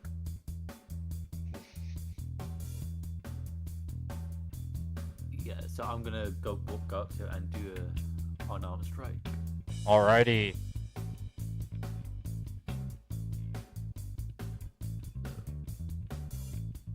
It's 20, A 20 definitely hits. and then attack is I rolled a 8. Well, 5 plus 3, so 8. Yeah. Nice. 8 points. Now you do have 2 attacks, so you can roll again for another attack. That is 8 points of bludgeoning damage. Yeah. So that's the bonus action, right? No, that's just now because of your level, you automatically just get 2 attacks during your action. Oh, awesome. The benefit of a monk. I'll just do that again then. 13. Unfortunately, a 13 does not hit. As this time, Koagamon is prepared as you smack him square in the pincer. It does a decent chunk, and you swear you saw a little crack in it. That he's so angry, he flies off instantaneously with a little, bug flutter as he backs away, dodging your second attempt at a strike. Now, you still have a bonus action, which means if you want, you can do another. If you want to use your Spirit Strike. Am I within range? Yes. That was more for flavor of him dodging out of your way. Okay. So I can do unarmed strike with the bonus action, right? Your Spirit Strike. So in your Or is attack, that on my... it's under your unarmed strike. It says Spirit Unarmed Strike. Oh, right. Oh, does that count as... I can use that for the bonus action? Yep. Yeah, I'll do that. 8, which is not. Unfortunately, 8 does also not hit. As this time, Yeah. the essence of the dark essence or the dark energy in your body fly through the fist, but that gives it away as the malice of that fist comes towards it, and the Kawagamon runs a good 5 feet out of range, dodging away. It seems scared of you now, so it's going to avoid you and go towards the other enemies, kind of fearing that dark energy it senses from you.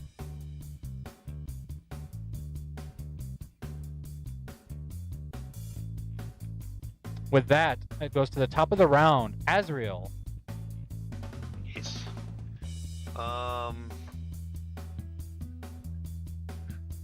Rain, get down in there. We got one more target to take care of before we're done with this. So Rain moved down towards the Kawagamon. I'm on it, don't worry. And if he can get close enough, I will have him use Beast Claw. Unfortunately, with that distance, he does not have enough movement to get there. Alrighty. Well, I'll have him there, and then I would like to store an action if I would. The next person to successfully do an attack will be the trigger for it. And I will prep a power card. Alrighty.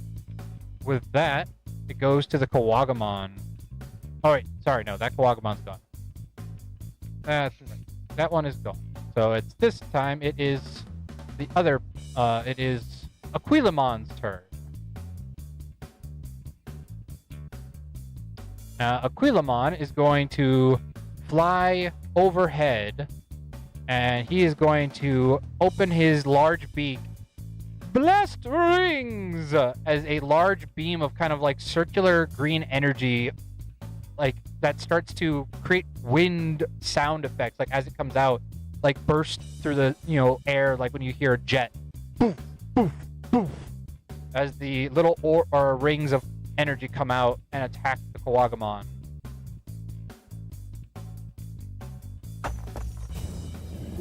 That is a 17. That will hit.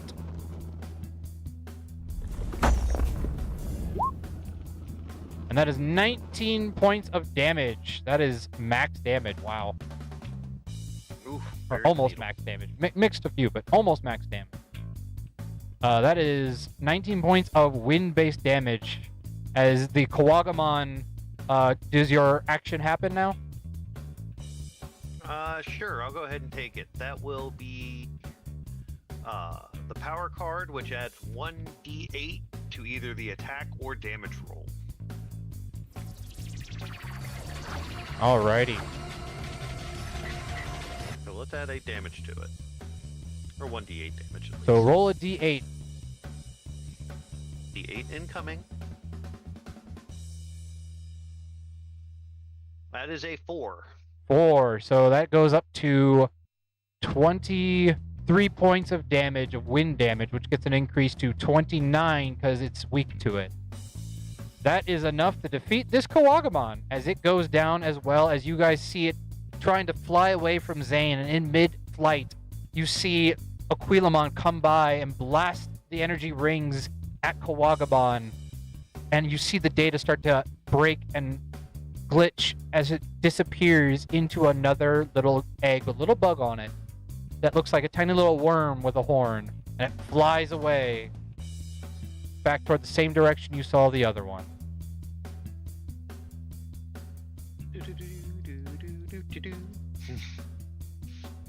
I'm on that.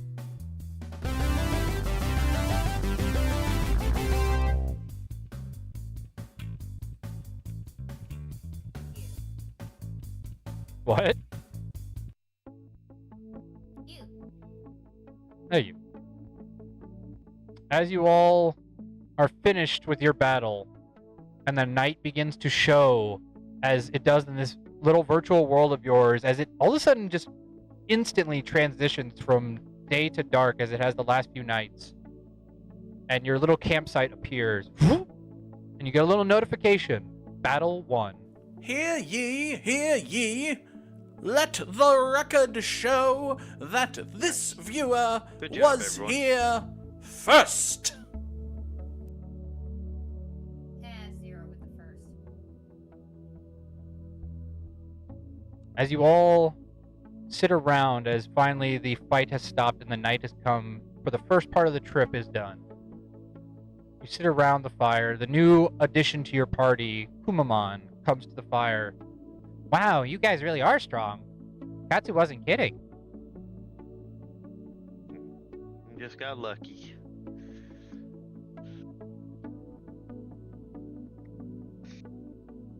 As Aileen and Dennis kind of scooch over to their own little tent, and you see, first time, because they've never camped with you, similar to your all tents, their tents also are designed after their Digimon partners, as you just see a massive, like, big cat tent where Dennis walks into, and a dark red kind of tent with a bird beak as the entrance for Aileen.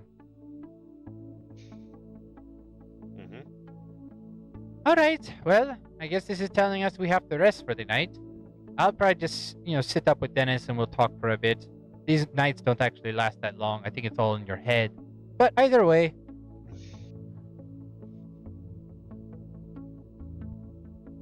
I'm gonna go over and check on Aiko and make sure she's okay. As Simbar and Gorimon sits her down next to the fire, placing her gently on the kind of nice log bench, and digivolves to regular Angorimon in the poof floof appearing.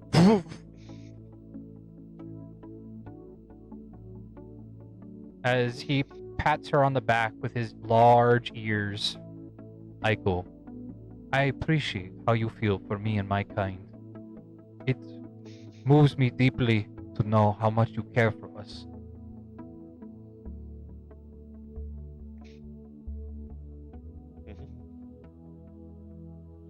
What scares me is that one turned into an egg, but some of the ones we didn't see before didn't. Yes, that worried me as well. I do remember when those dark nights destroyed those 2 Palmons that we witnessed. They did not turn into eggs. Their data was simply deleted. This is not the norm for us Digimon. It is a frightening thought that these dark nights have a power very dangerous to us and my kind.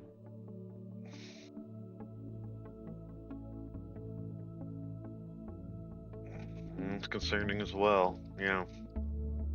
But we'll figure it out. We're I doing hope good so. so far. Or when the Digimon becomes, as you would call it, mortal, our points of view change. And I'm sure perhaps this is the reason that many of these virus Digimon have turned so evil. Perhaps this is the threat that has pushed them to this level. A fear of the unknown of what comes for a Digimon when they do not return to the egg.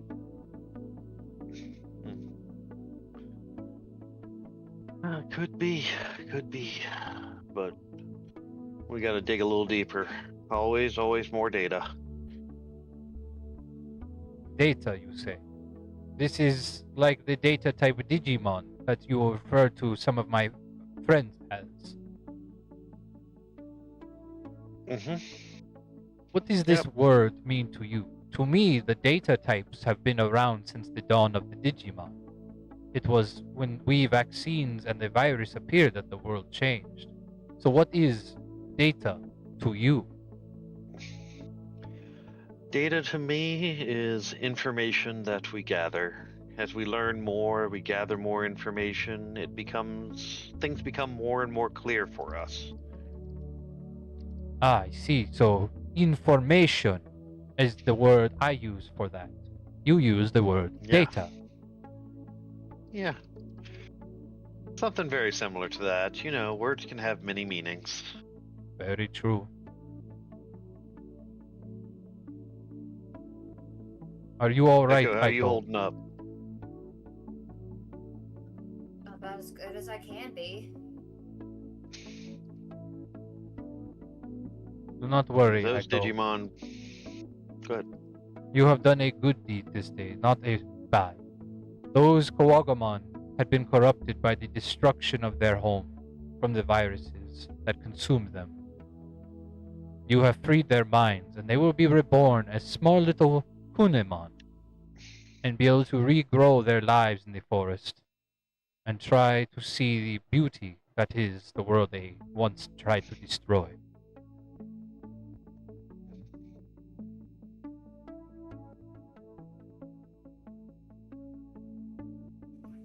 I feel a little better, but I'm still worried about my brother.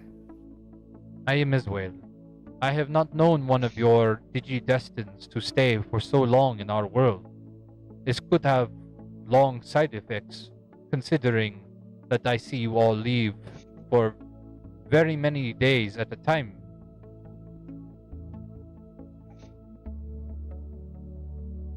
Many days at a time? Oh, yes. I look over to Buddy. Oh, I forget y'all's names.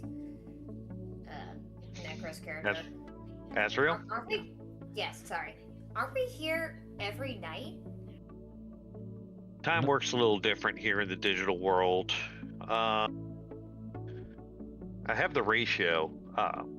Do we have a known ratio for time in the digital world versus time in the real world? Based on what you can tell when you were last here and you gathered information from the other Digimon when they first met you, the worry, and you started to talk to Angorimon a bit that first time you came back. He explained that when you guys are gone, it varies between about 3 to 4 days at a time.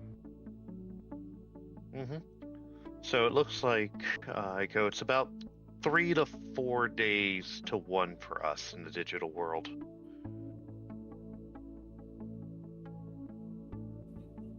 Wow, that's a lot. Which also means I don't want to stop until I get to my brother. The longer he's here, the more he can be hurt. Time moves at scale for us here, so we're in here. It's about the same amount of time. You need to get rested because we're gonna probably have to deal with some serious stuff coming up. That was kind of a warm up that we had to just deal with.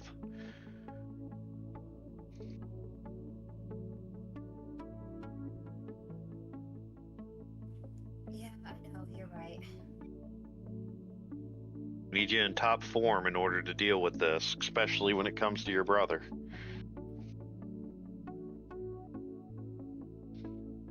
We've seen what these knights can do every time we've ran into them before.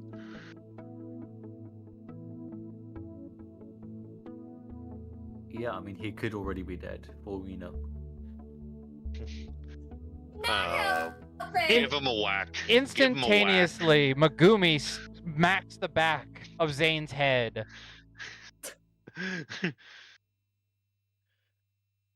You deserved that one, buddy. Hey, just try and be realistic. Go to your tent. We will discuss this later.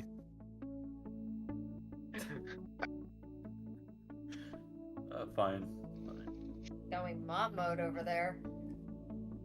I'm so sorry about that, Aiko. I'm sure your brother is just fine.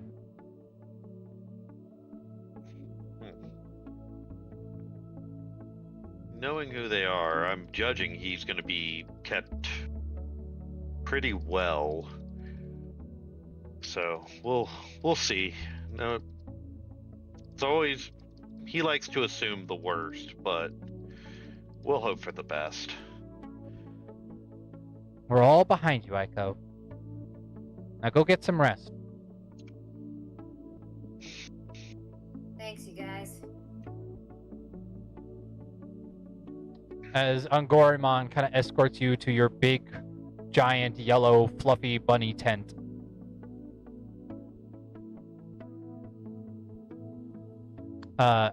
Asriel, you get a tap on your shoulder as Megumi kind of comes up behind you as she watch Aiko enter into her tent. I don't know. What's up, Megumi? I don't know a lot about digital data or stuff like that, but I was always warned that if I did anything bad or if I looked up any website I shouldn't have, that even if I delete my history, the data never really goes away. Somebody can find it. Internet is forever. That's what I mean. If the internet is forever, if these creatures are indeed digital monsters or digital data, then even if their data was deleted by those Black Knights, doesn't that technically mean if we find out where that data goes, we can bring back the Digimon that have been deleted? That's an interesting theory. I like that. Yeah, we'll have to look into it. Maybe if we can get a hold of one of these guys, we can find out what they're doing with it. That's my worry. Why would they need so much data? These player killers, I just don't understand them. They're having fun destroying all these Digimon and picking on the other players. But then at the same time, they must see what's going on. They must see this world is at least, maybe not more real, but at least more complicated than just a simple video game. I mean, those Digimon screamed out when they were deleted. Those players screamed out when they were kicked out. Yeah. Oh, that's the weird thing about these kinds of worlds. Some people just see it as they're trying to make the numbers, bigger numbers is better. And competitive players can be that way, especially in games from the past and history. People can get very competitive to the point where they can have a negative impact both on their lives and the lives of other players. Such a crazy world, just video games in general. Now all of a sudden this video game that feels so real, even if this is just a video game, which I still have to believe it is, just doesn't seem right that we can let these kinds of players exist. This kind of game especially, like, I can't imagine the game devs haven't noticed something. Why haven't we heard anything from the teachers? What about the professor that works with you in the computer lab? He's a programmer on this game. Hasn't he noticed these guys? I've been trying to gather information outside as much as I can. I'll kind of lean back in my seat and cross my hands behind my head. It's all really confusing. And as you say that, like I said, instantaneously, we're going to flashback. Because there was a moment that no one saw yet when you went to the computer room to talk with your technology professor. So we're going to flash back to just yesterday when you walked up to... Feels like weeks ago. Right? Yeah. Almost. It feels like such a long time ago. As Professor Jiro, the head of the game design and VR design classes, as well as computer technology courses. You see him in his normal room as always.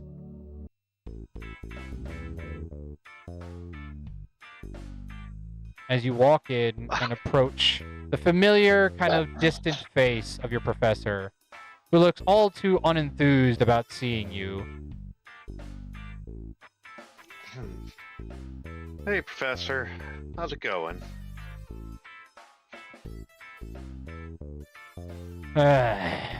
Here you are again. What can I do for you? Oh, you know, the usual. I've been sticking my nose places, and I've been noticing some weird discrepancies with the game. Discrepancies like what?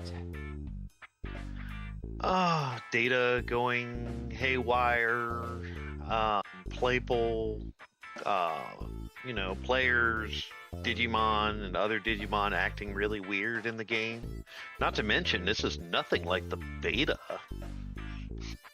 So we made a few advancements in the time that you helped us. It's not a big deal, Azrael. We just wanted to keep it under wraps. The VR technology is pretty touchy. Don't want to hand it out to a bunch of snot-nosed brats or even teenagers like you. I'm just gonna let that roll off my back for a little bit and just give him a nice joyful grin, you know. So, Professor, what have you been working on this game? You said you had a lot to do with it. It's very good coding. Like, anything that you can give me as a tip or a hint. Oh, I see. Ah, finally coming around, eh, Azriel? Knowing where the real brains lie. About time. Yeah, I suppose I can give you one or two little hints, so to speak. First off, you have to understand something about the advanced programming I had to do on this game. It was no easy task, okay? You know, I don't know if you've noticed, but there's almost constant change in the program of each separate AI, to the point where they're self-learning and can develop with the character player to understand and learn. You realize how complex that program is? All right? I had to build that from scratch myself. That's why they brought me here to work on this game. Very interesting. Are you going to be sharing that base code at all? Oh, please. Like, I'd give anybody a chance to steal my work. Not to mention they already put a, no disclosure clause on my work, which means I can't even switch to another company if I wanted to. They bought it lock and key. Oh, man. That sounds like you're locked in. Yeah, well, teaching you kids about your basic computers is not my ideal of a life of luxury, but they pay me decently well, so that and my company work, I do all right. Now for your second understanding hint. If you want to benefit anyway in this game, then you gotta realize, because this AI is so brilliant, and because it self-learns, what you really need to do is understand that when you make decisions in the game, that means when you're fighting your other Digimon, when you're fighting your other players, you need to make sure that you win. Because that teaches your Digimon the concept of victory. That teaches them the concept of growth. That's how you get to the next stages, which we cleverly call Digi-evolution. You know, Digimon. So, just like any game, it's about leveling up. You gotta get your stats high. Some players I've noticed have already started to learn the trick of the trade, and they're rising in the levels quicker than any other player. And that's because they're not showing any mercy. They're not understanding or trying to point out any of these silly things that these students have been coming to me with. Like, oh, my Digimon, he's real! My Digimon's really real! Ugh. This is why I hate dealing with those little snot-nosed brats in the lower grades. They don't even know how to do basic typing, let alone understand the complexities of an AI. Oh, very well. Yeah, I'll have to keep that in mind. Just out of curiosity, are you playing as well? Me? I have better things to do with my time than play video games. I'm constantly working on improving that video game for you kids. Once it goes out to the big media, it needs to be perfect. All right? That's why you're testing it for us, to make sure everything's flowing and making sure my work is perfected. Well, it's been very insightful. I look forward to our next class. I bet you do. Maybe next time, pay attention. You'll learn something about, basic programming. Okay. I'll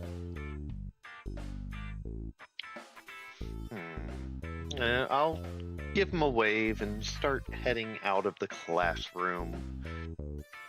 Trying to look back, try to be a little sly and look back and see if he's watching me or if he's going off into his own little world again. As you have walked out of the class, he kind of just focuses on his computer and starts to just go deep into his work.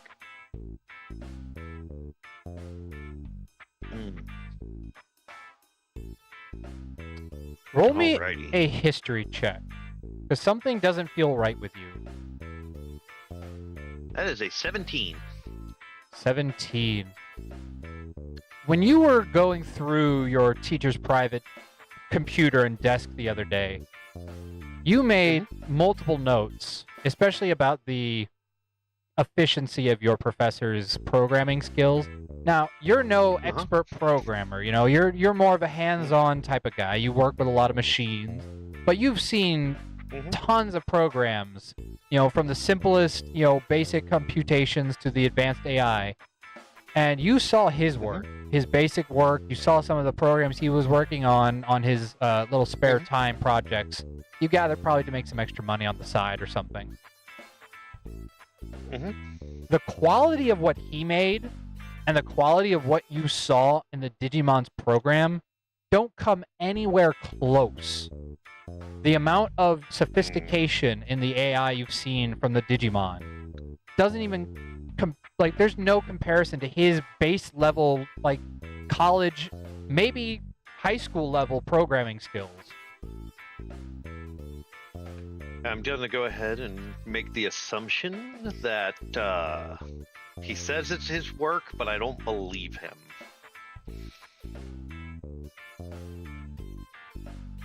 So, I want to, if I can find a terminal, I want to see, besides that teacher, who else might be working on it. The only other professor you think might have something to do with it is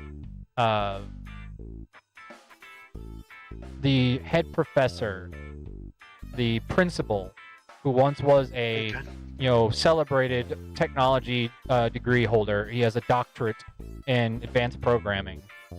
Was also a major part of it. So you want to head over to Principal Ren's office? Yeah. Sure. Alrighty.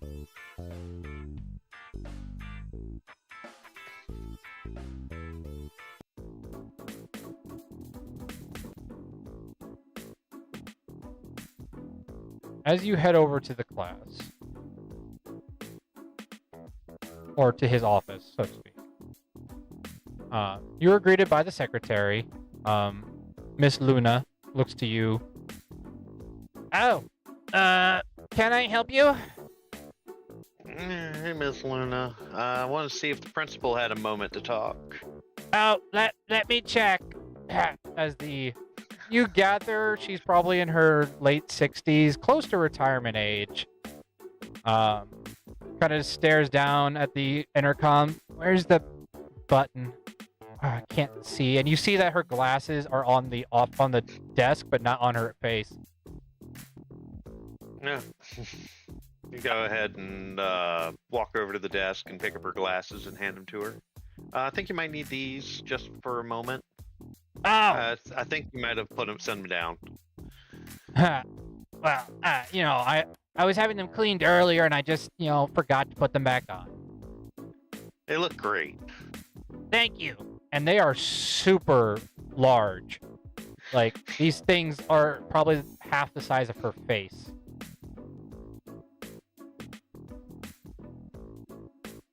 Alrighty. Yeah, if he has a moment to speak, I'd love to speak with him. If he's busy, though, I know he's a busy man. Excuse me, Mr. Wren, you have a visitor. Who is it? Mr. Azriel from the college courses. Ah, yes, send him in. I have a few moments. All right. Well, As you I'll walk wait into his for, office. Yeah. Go ahead.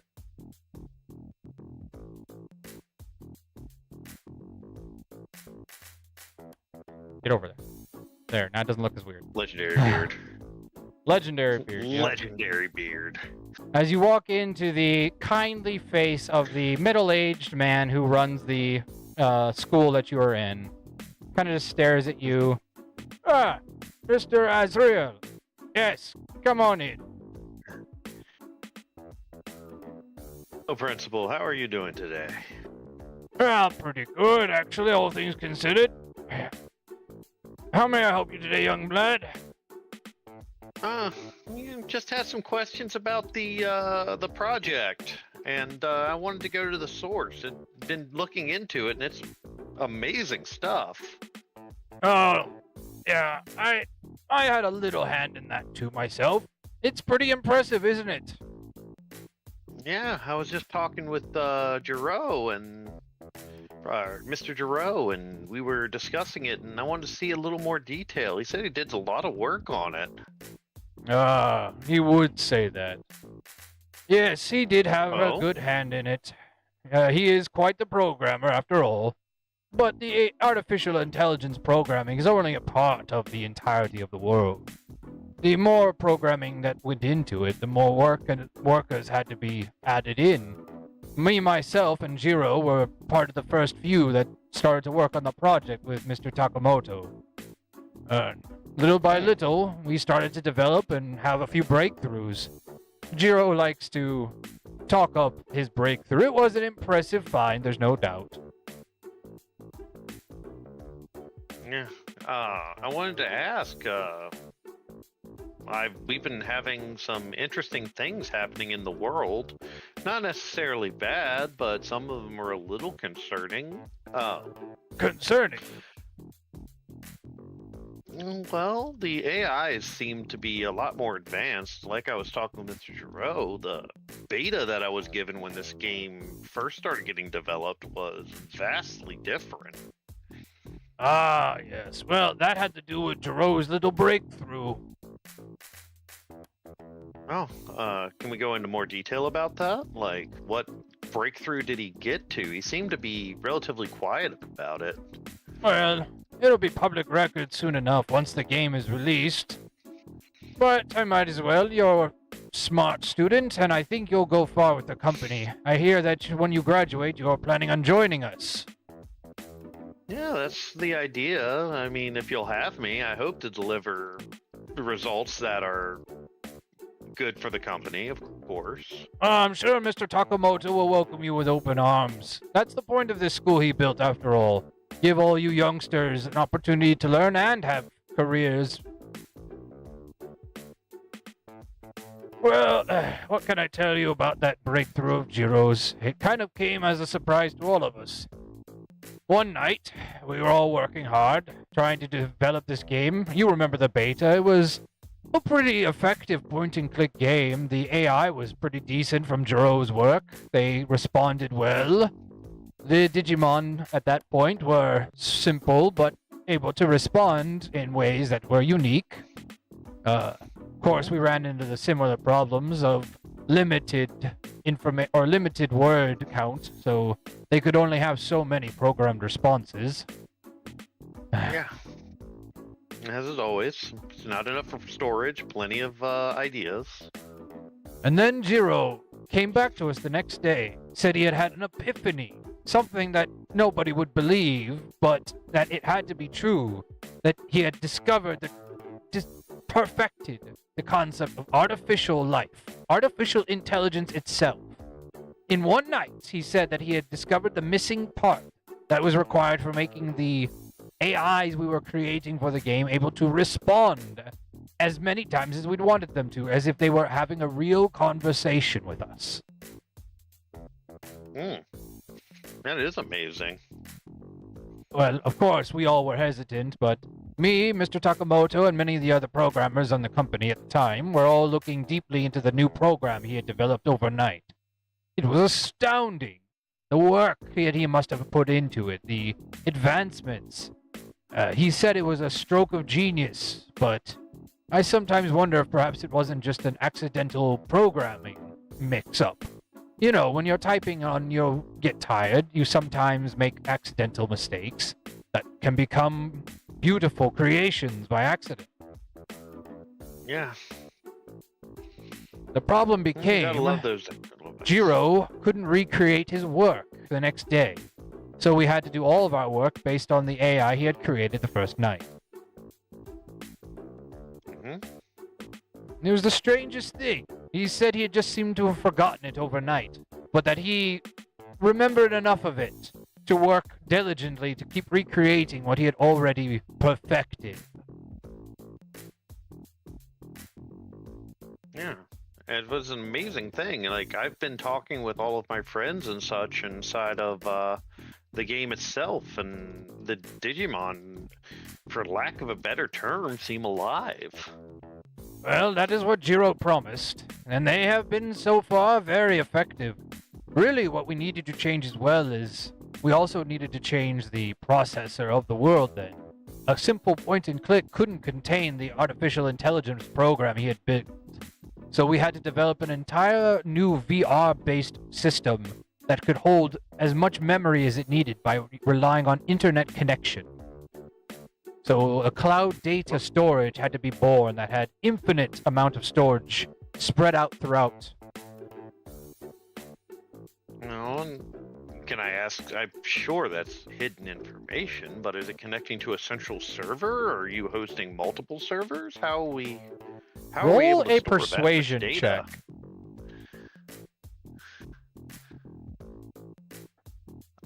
21. 21. Yeah.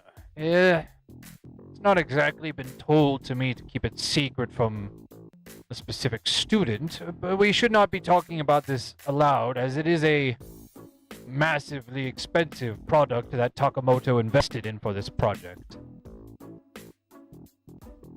You see, the Takamoto Industries, as you know, has many avenues in its business, not just programming. In fact, his game company is only a few years old. The rest of his company is spread out through military contracting, mechanical engineering companies, science, biology. He's got his hand in everything, as we all know. But one thing he thought of that could store this much information was his satellite company, the one he uses for the internet he sells across the world. There are so many satellites that storage space he uses would be plenty to cross across the entire world. That would give us enough storage to have the video game spread across the entire world once it's sold publicly. It was truly a genius moment. It was. That's amazing. And of course, my idea was the VR aspect. Because I know you kids were so into VR, I thought, well, if we're going the 9 yards anyway to create a advanced speaker, perhaps we should go give them interactive options. Maybe they can speak face-to-face with these advanced Digimon. So we decided to scrap the point-and-click game and go for a VR experience. Very good choice.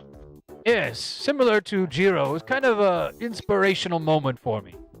I suddenly just thought one day, because I saw a small little kid, very odd looking kid, but a small looking kid, running around talking about this new VR game that had just come out for him that felt so real, it felt like he could actually talk to and see the characters. Of course, when I did my research, it was a very boring game, but I thought perhaps we could take that and build something truly interactive. Yeah, well, I have to say you succeeded. Though I do have another question for you for this. Who's setting up and managing the rules? Because we're running into an issue where players are getting attacked and they're not enjoying the game as much as they can. Well, some young people do tend to take some games a little more seriously than others. I wouldn't worry about it too much. It can't do you any harm. You just have to avoid those players, after all. Another question I have for you, sir. I've noticed that, and we've been noticing it in our classes a little bit, a lot of students have been missing. Is any reason behind that? Anything that you might be aware of? No, nothing at all to be worried of. It's just simple. Everything is, possible. Even modern medicine.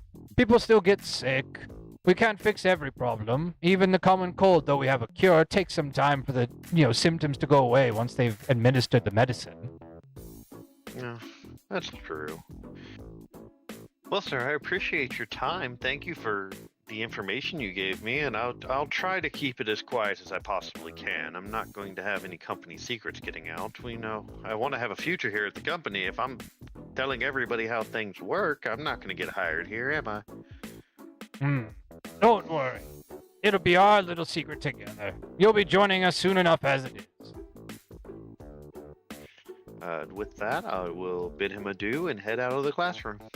Roll me an Or insight the check. principal's. Another insight. Alrighty, we are inciting. No. No. That's a 4. That's a no. There's something about With his a 1 on the base story. die. There's something about his story that doesn't feel quite right to you. Especially, there was at least an aspect of abruptness to his responses that felt.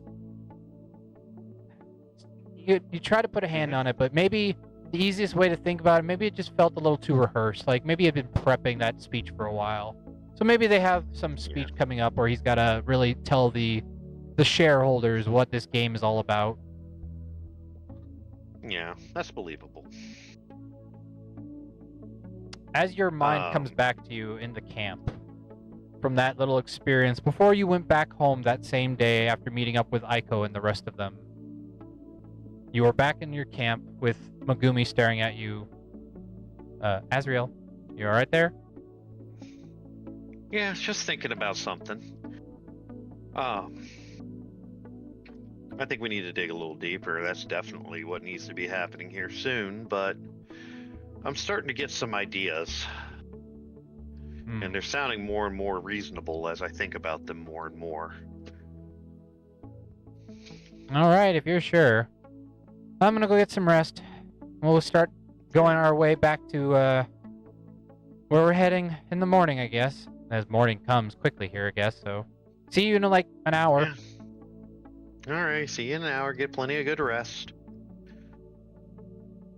As you all get a full rest, due to the way this game works, is every time you rest, it feels like a full night, even though in your mind it only feels like an hour of a nap.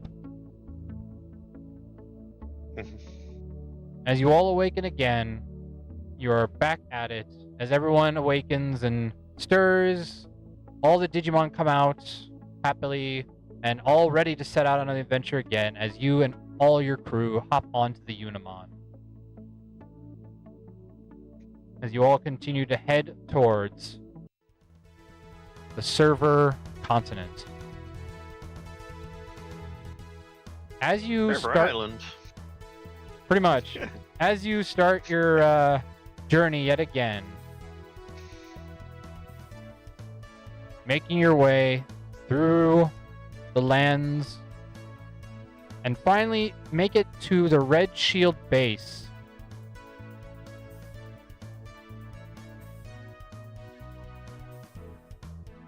Or the Crimson Shield base, I should say.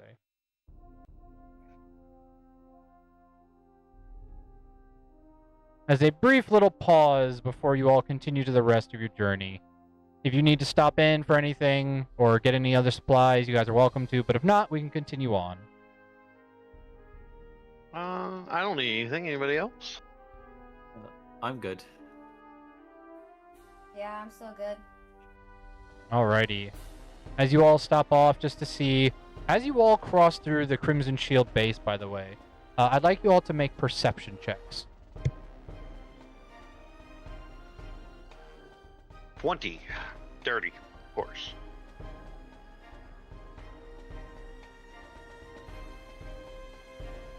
$15.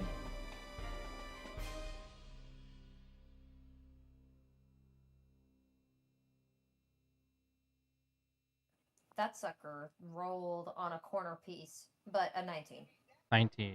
As you all look around the base, and you see, oddly enough, a very small amount of Digidestin players.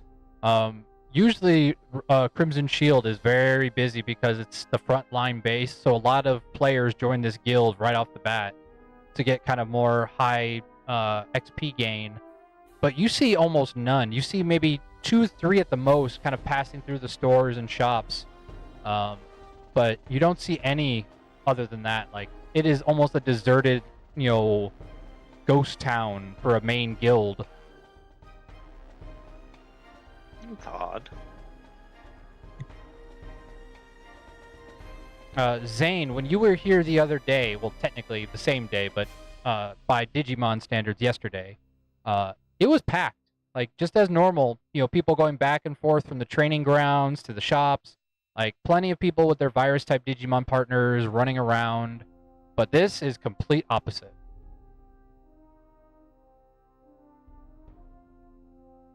I mean, you'd think, like, if this many students are missing, then the school would say something. I talked with the principal. He said that just people getting sick, even though we can cure everything, they just, might need a little bit of time to rest and recover. I don't know. Everybody just bounces back like you, Zane. You reckon the principal's involved? I sat down and talked with him, and talked back to our Professor Giroux as well. I had a small meeting with them. Both of them kind of tight-lipped about this game, but I learned a little bit more.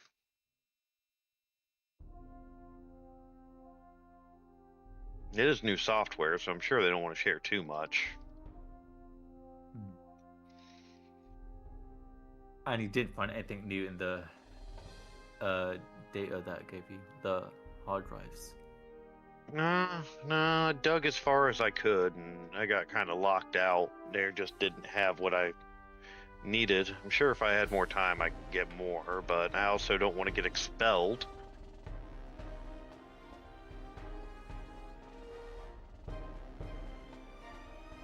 I'm sure there's a way around it. Somehow.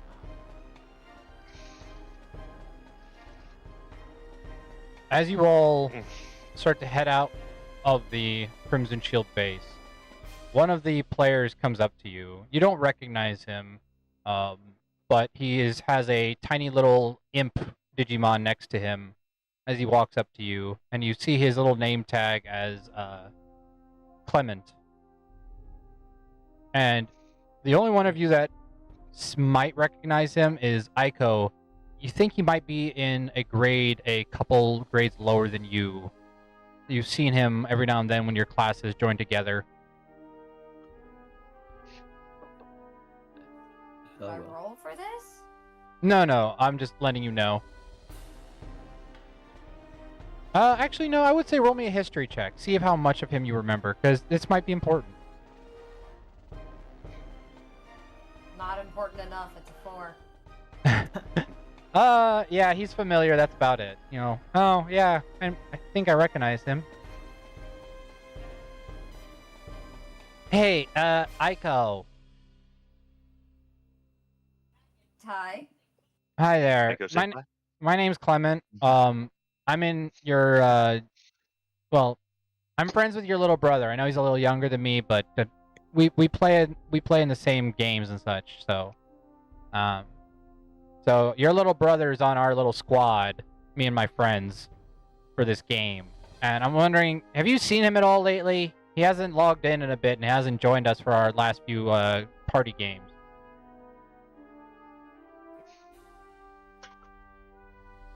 Have you seen him? I haven't seen him in this game, but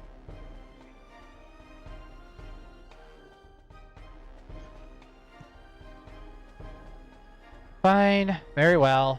If you see him, let him know that we still want to go on that quest we tried to sign up for the other day, but we need him, otherwise we don't have enough party members.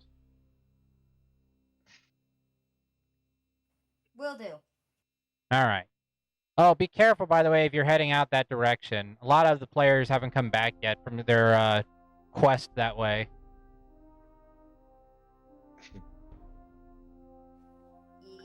Yep. I'm Noted. gonna step away for just a moment for a short restroom break. I'll be right back. Okay. I lean over to Aiko. Should we maybe warn the kid that people are dying?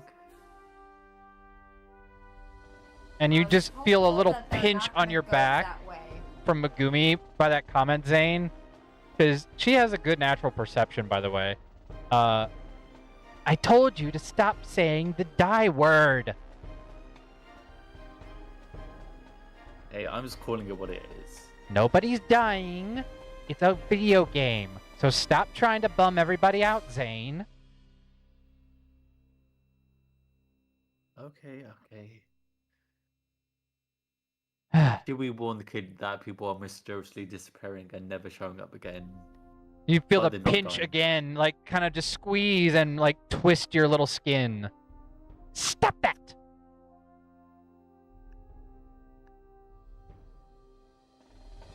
Hey, kid.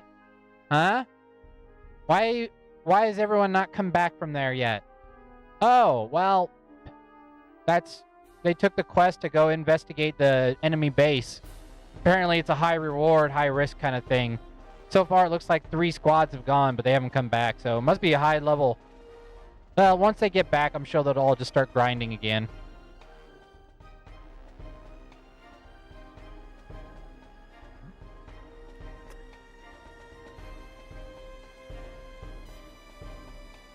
As Clement walks away, Megumi kind of stares at you all. All right. So we at least know we're not the only ones that are going to be there, which means at least we might have some backup. That's good news, right, Aiko? Means we're not the only ones that are in there, which means your brother's probably just fine. True. All right, let's get going, everyone. As Aline walks up to you, Aiko, well, she really does take over the group sometimes, doesn't she? That she does. As she just kind of nudges you. Girl power. Girl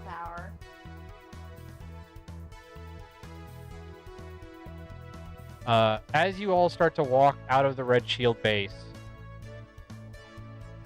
you see in the distance the kind of long trek of the forest yet again, getting towards into the mountain lands and starting to kind of thin out. As it starts to get kind of more, kind of like a beach kind of design where everything starts to kind of thin out, kind of a darker, oranger grass and kind of more sand underneath your feet. And as the majority of the day starts to go by, you see finally in the distance a large smokestack building up as you see a kind of a cliffside next to a vast open ocean that you can see all the way from here too. You're still a good, couple thousand feet from the place, and you can see the massiveness of the ocean from this far. So even though there's a cliff face that drops down to the beach level, that's just how big this ocean goes. And you see in the far distance this kind of misty continent that is just going as far as your eyes can see from the left to the right. But it looks from this distance super rocky and mountainous. Like, it just looks like a kind of like a desolate land.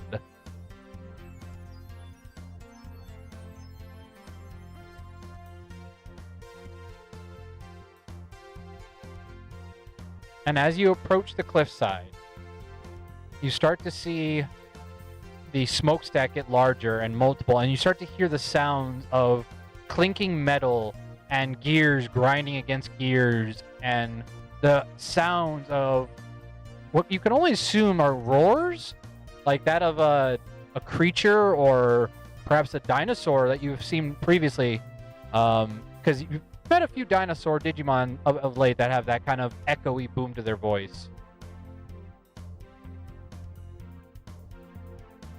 And as you approach, you see a massive wooden dock just around a pretty large looking environment, like a warehouse district.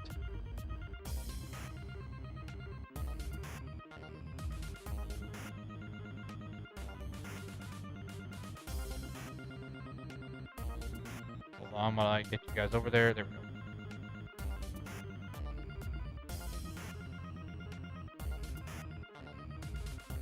So is this where you reckon brother is? Okay.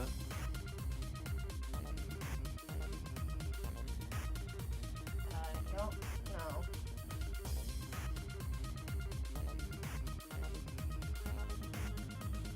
know. As you all start to approach the lands, in the distance, you can see. Hold on one second as I shrink you all down a bit because you're a little bit too big.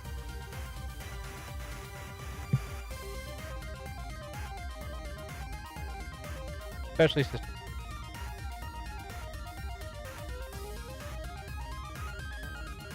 My health returned. You have returned. As you approach, you all start to kind of hide behind the nearby crates and boxes on the beach, and you see just this army of armor-clad, like military-clad dinosaurs. Some you've seen before. You see a lot of the previous enemies you fought before, Commandramon. But other than them, you see these much larger, almost as big as the Tyrannomon you fought previously, that are clad in similar armor to the Commandramon.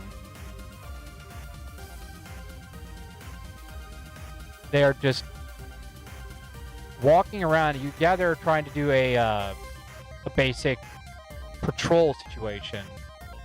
As you see multiples of the Black Agumon and the Dark Tyrannomon corrupted that you have fought before.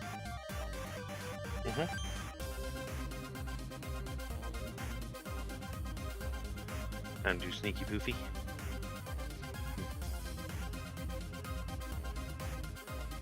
There we go. As you can see them being kind of moved around by those larger Commandramon variants. And then you start to hear a rolling sound. Like multiple wheels grinding and heading towards you.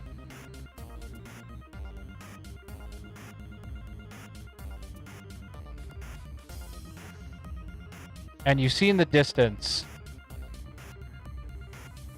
a large, bellowing, helicopter-like dragon. A machine with wings that are made of metal. A giant, basically a airship with a large, dragonic, kind of dinosaur-like mouth. Just kind of sitting on the docks, like on the water as basically a boat docked to it itself.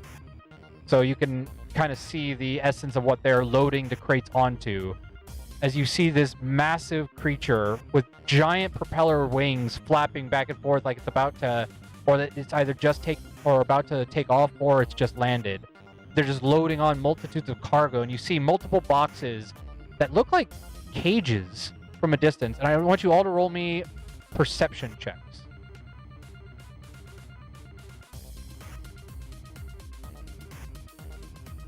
Got a 17 from Necro.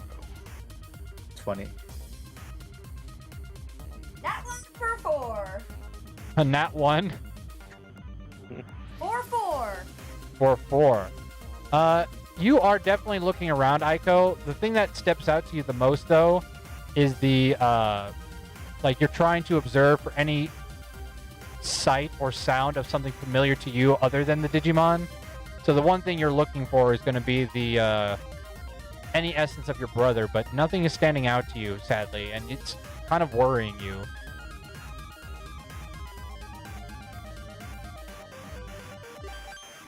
As you start to... Fidgeting and switching and just freaking out.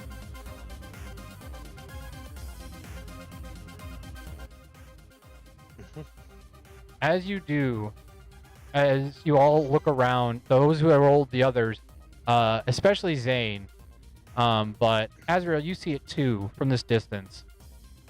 The crates themselves have holes in them, like a breathing hole for when people are transporting animals in your world.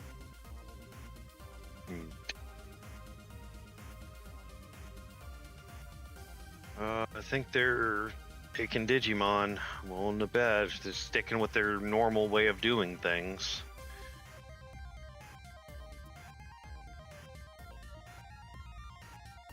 What are we supposed to do? See what's going on and then work our way from there, I guess.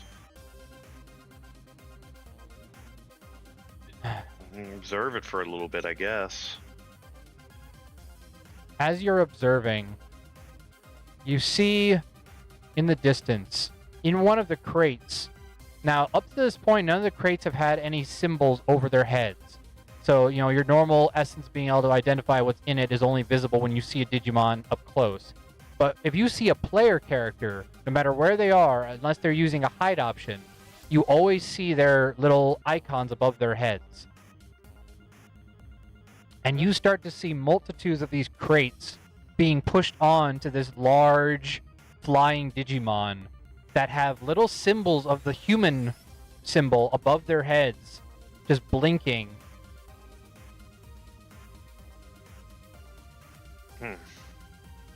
Got a lot of players here. Well, at least that explains where they all went. Oh.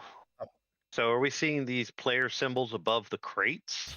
Yes, above, so the same types of crates as the ones that you think were transporting Digimon, but they're a whole lot smaller. They still have the same breathing holes, but they're more human-sized. Oh, that's not good at all. As multiples of those small black Agumon are just rolling them on to the large ship.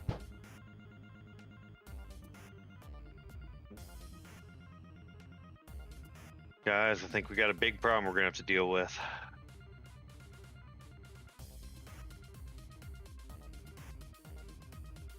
So, what do you reckon? Sticking in or forcing our way through? Ugh. There's so many of them, and there's only a few of us. Those are all really strong Digimon, right, Rain? Yeah, that one over there. That's a nasty-looking one called High Commandramon. He's typically a leader of the other Commandramon you see. They're nasty pieces of work. And that shield of theirs and large, weapon isn't nothing for show. Assuming those are other people in the crates, if we target those first, break them free. I doubt they're keeping their Digimon with them.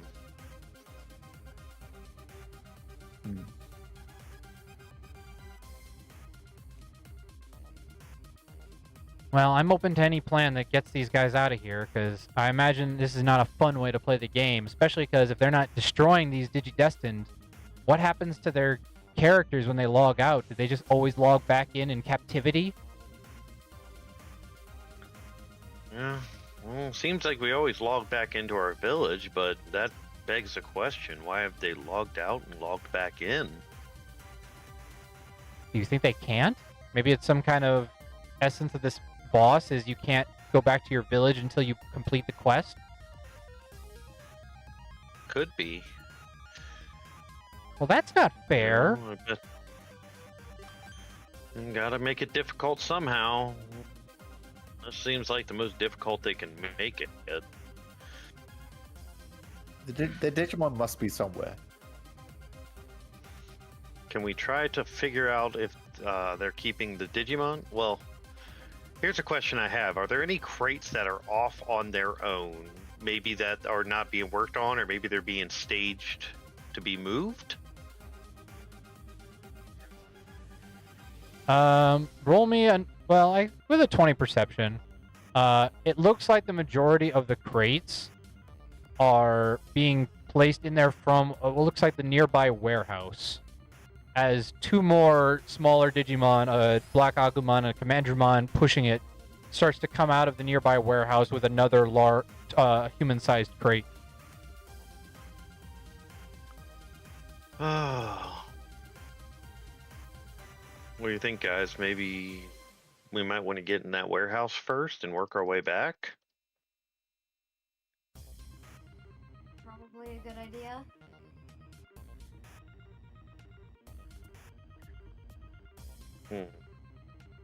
I'm I fine want to with look at that. that warehouse and see how many Digimon are around it, and see if I can discern maybe how many are guarding it.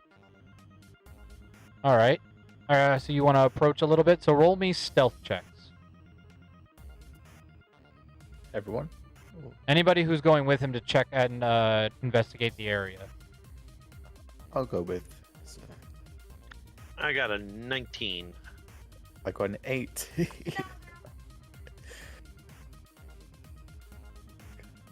Another nat 1.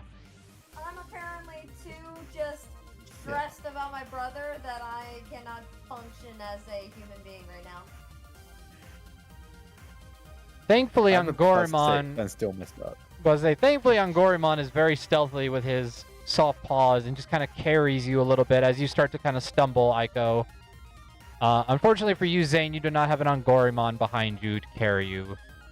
And you struggle a little bit with these stealthy approach as every step you guys take on this wooden, dock starts to make a little bit of a creak every now and then. Zane has pretty heavy footsteps. The crowbar. The crowbar, it makes the difference. Yeah. So roll me perception checks as you get closer to the warehouse. Perception. 5. What is going on? 16. 16. Aiko, do you want to attempt again? What am I rolling? Sorry. Perception. Perception again. There's the crit for 23. 23. There Aiko, you go. the thing that stands out to you most instantaneously catches your ear and eye. As you are looking around and inside the small little windows inside or through the warehouse, you spot in the far distance a little human character symbol, and above its nameplate you see Katsu written. And it is inside of a small, tiny crate that is currently inside the warehouse being moved around by one of the small little black Agumon. Oh, I'm immediately bapping on Gorimon like, hey, you gotta go, there it is. Are you sure that's them, Aiko? That's his name. It's better than nothing. Well, how do you want to approach this? As he looks to all the Digimon that are on the docks right now in front of the warehouse entrance. We could probably go through the back entrance, but I don't know how well we'll do. We gotta do something. He's probably right there. We've already Gurimon, waited long enough. Gurimon, do you think you could maybe fly up to the roof and get in there? I'm sure they don't have guards up there. That could be possible.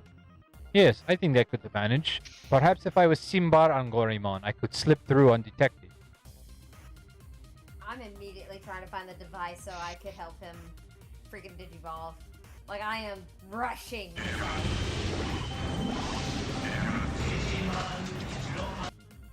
Careful with Russian.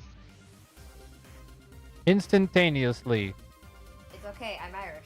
Angorimon, Digivolve to Simbar Angorimon.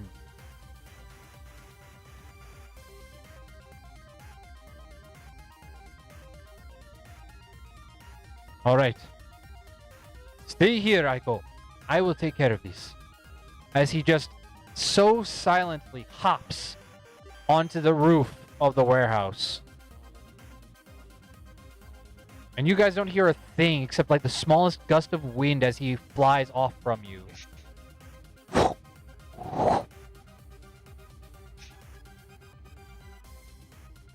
As some time passes, as you all kind of try to keep yourselves out of the sight of the Commandromon and the Black Agumon scouts that are walking back and forth across the docks, every now and then a Black Tyrannomon kind of sniffing around.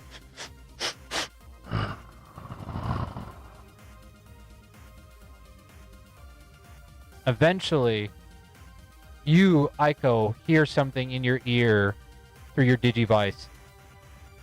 Aiko, I am inside the warehouse. There was indeed an entrance on the roof through the ventilations.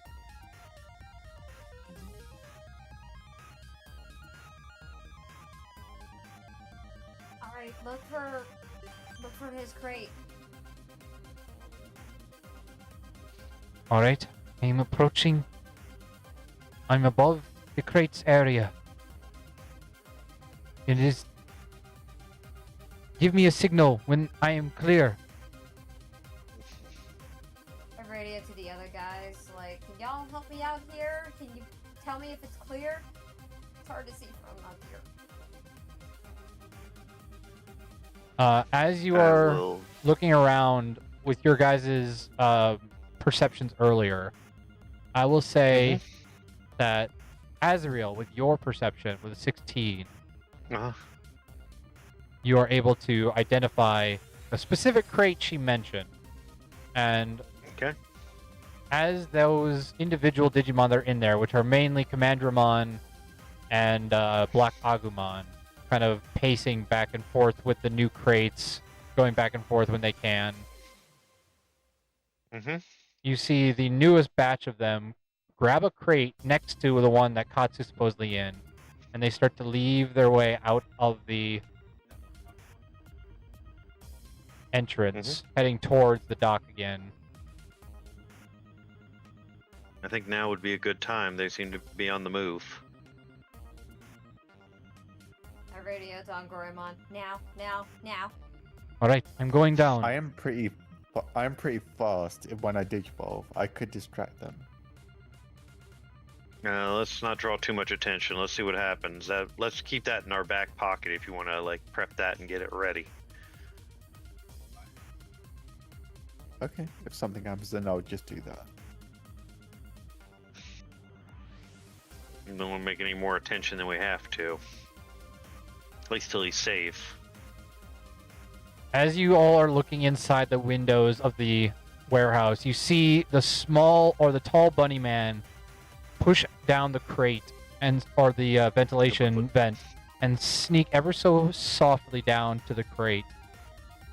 Hello? Katsu. Are you Katsu, sister of or brother of Aiko? And in your Digivice, Aiko, you hear the voice speak up. You know my sister? Oh god, that's him. Who are you? Don't worry, I am Aiko's partner. We are here with your partner, Kumamon. Kumamon's okay? Yes. Now, be quiet. I'm going to see if I can't get you out of this crate. Wait, there's something I gotta tell you first. Before you unlock the crate. Don't worry, we'll talk about it once we get to see Aiko. That's what I'm worried about. I don't know if she's gonna recognize me. Nonsense. You're her sister. Of course she will. Oh no.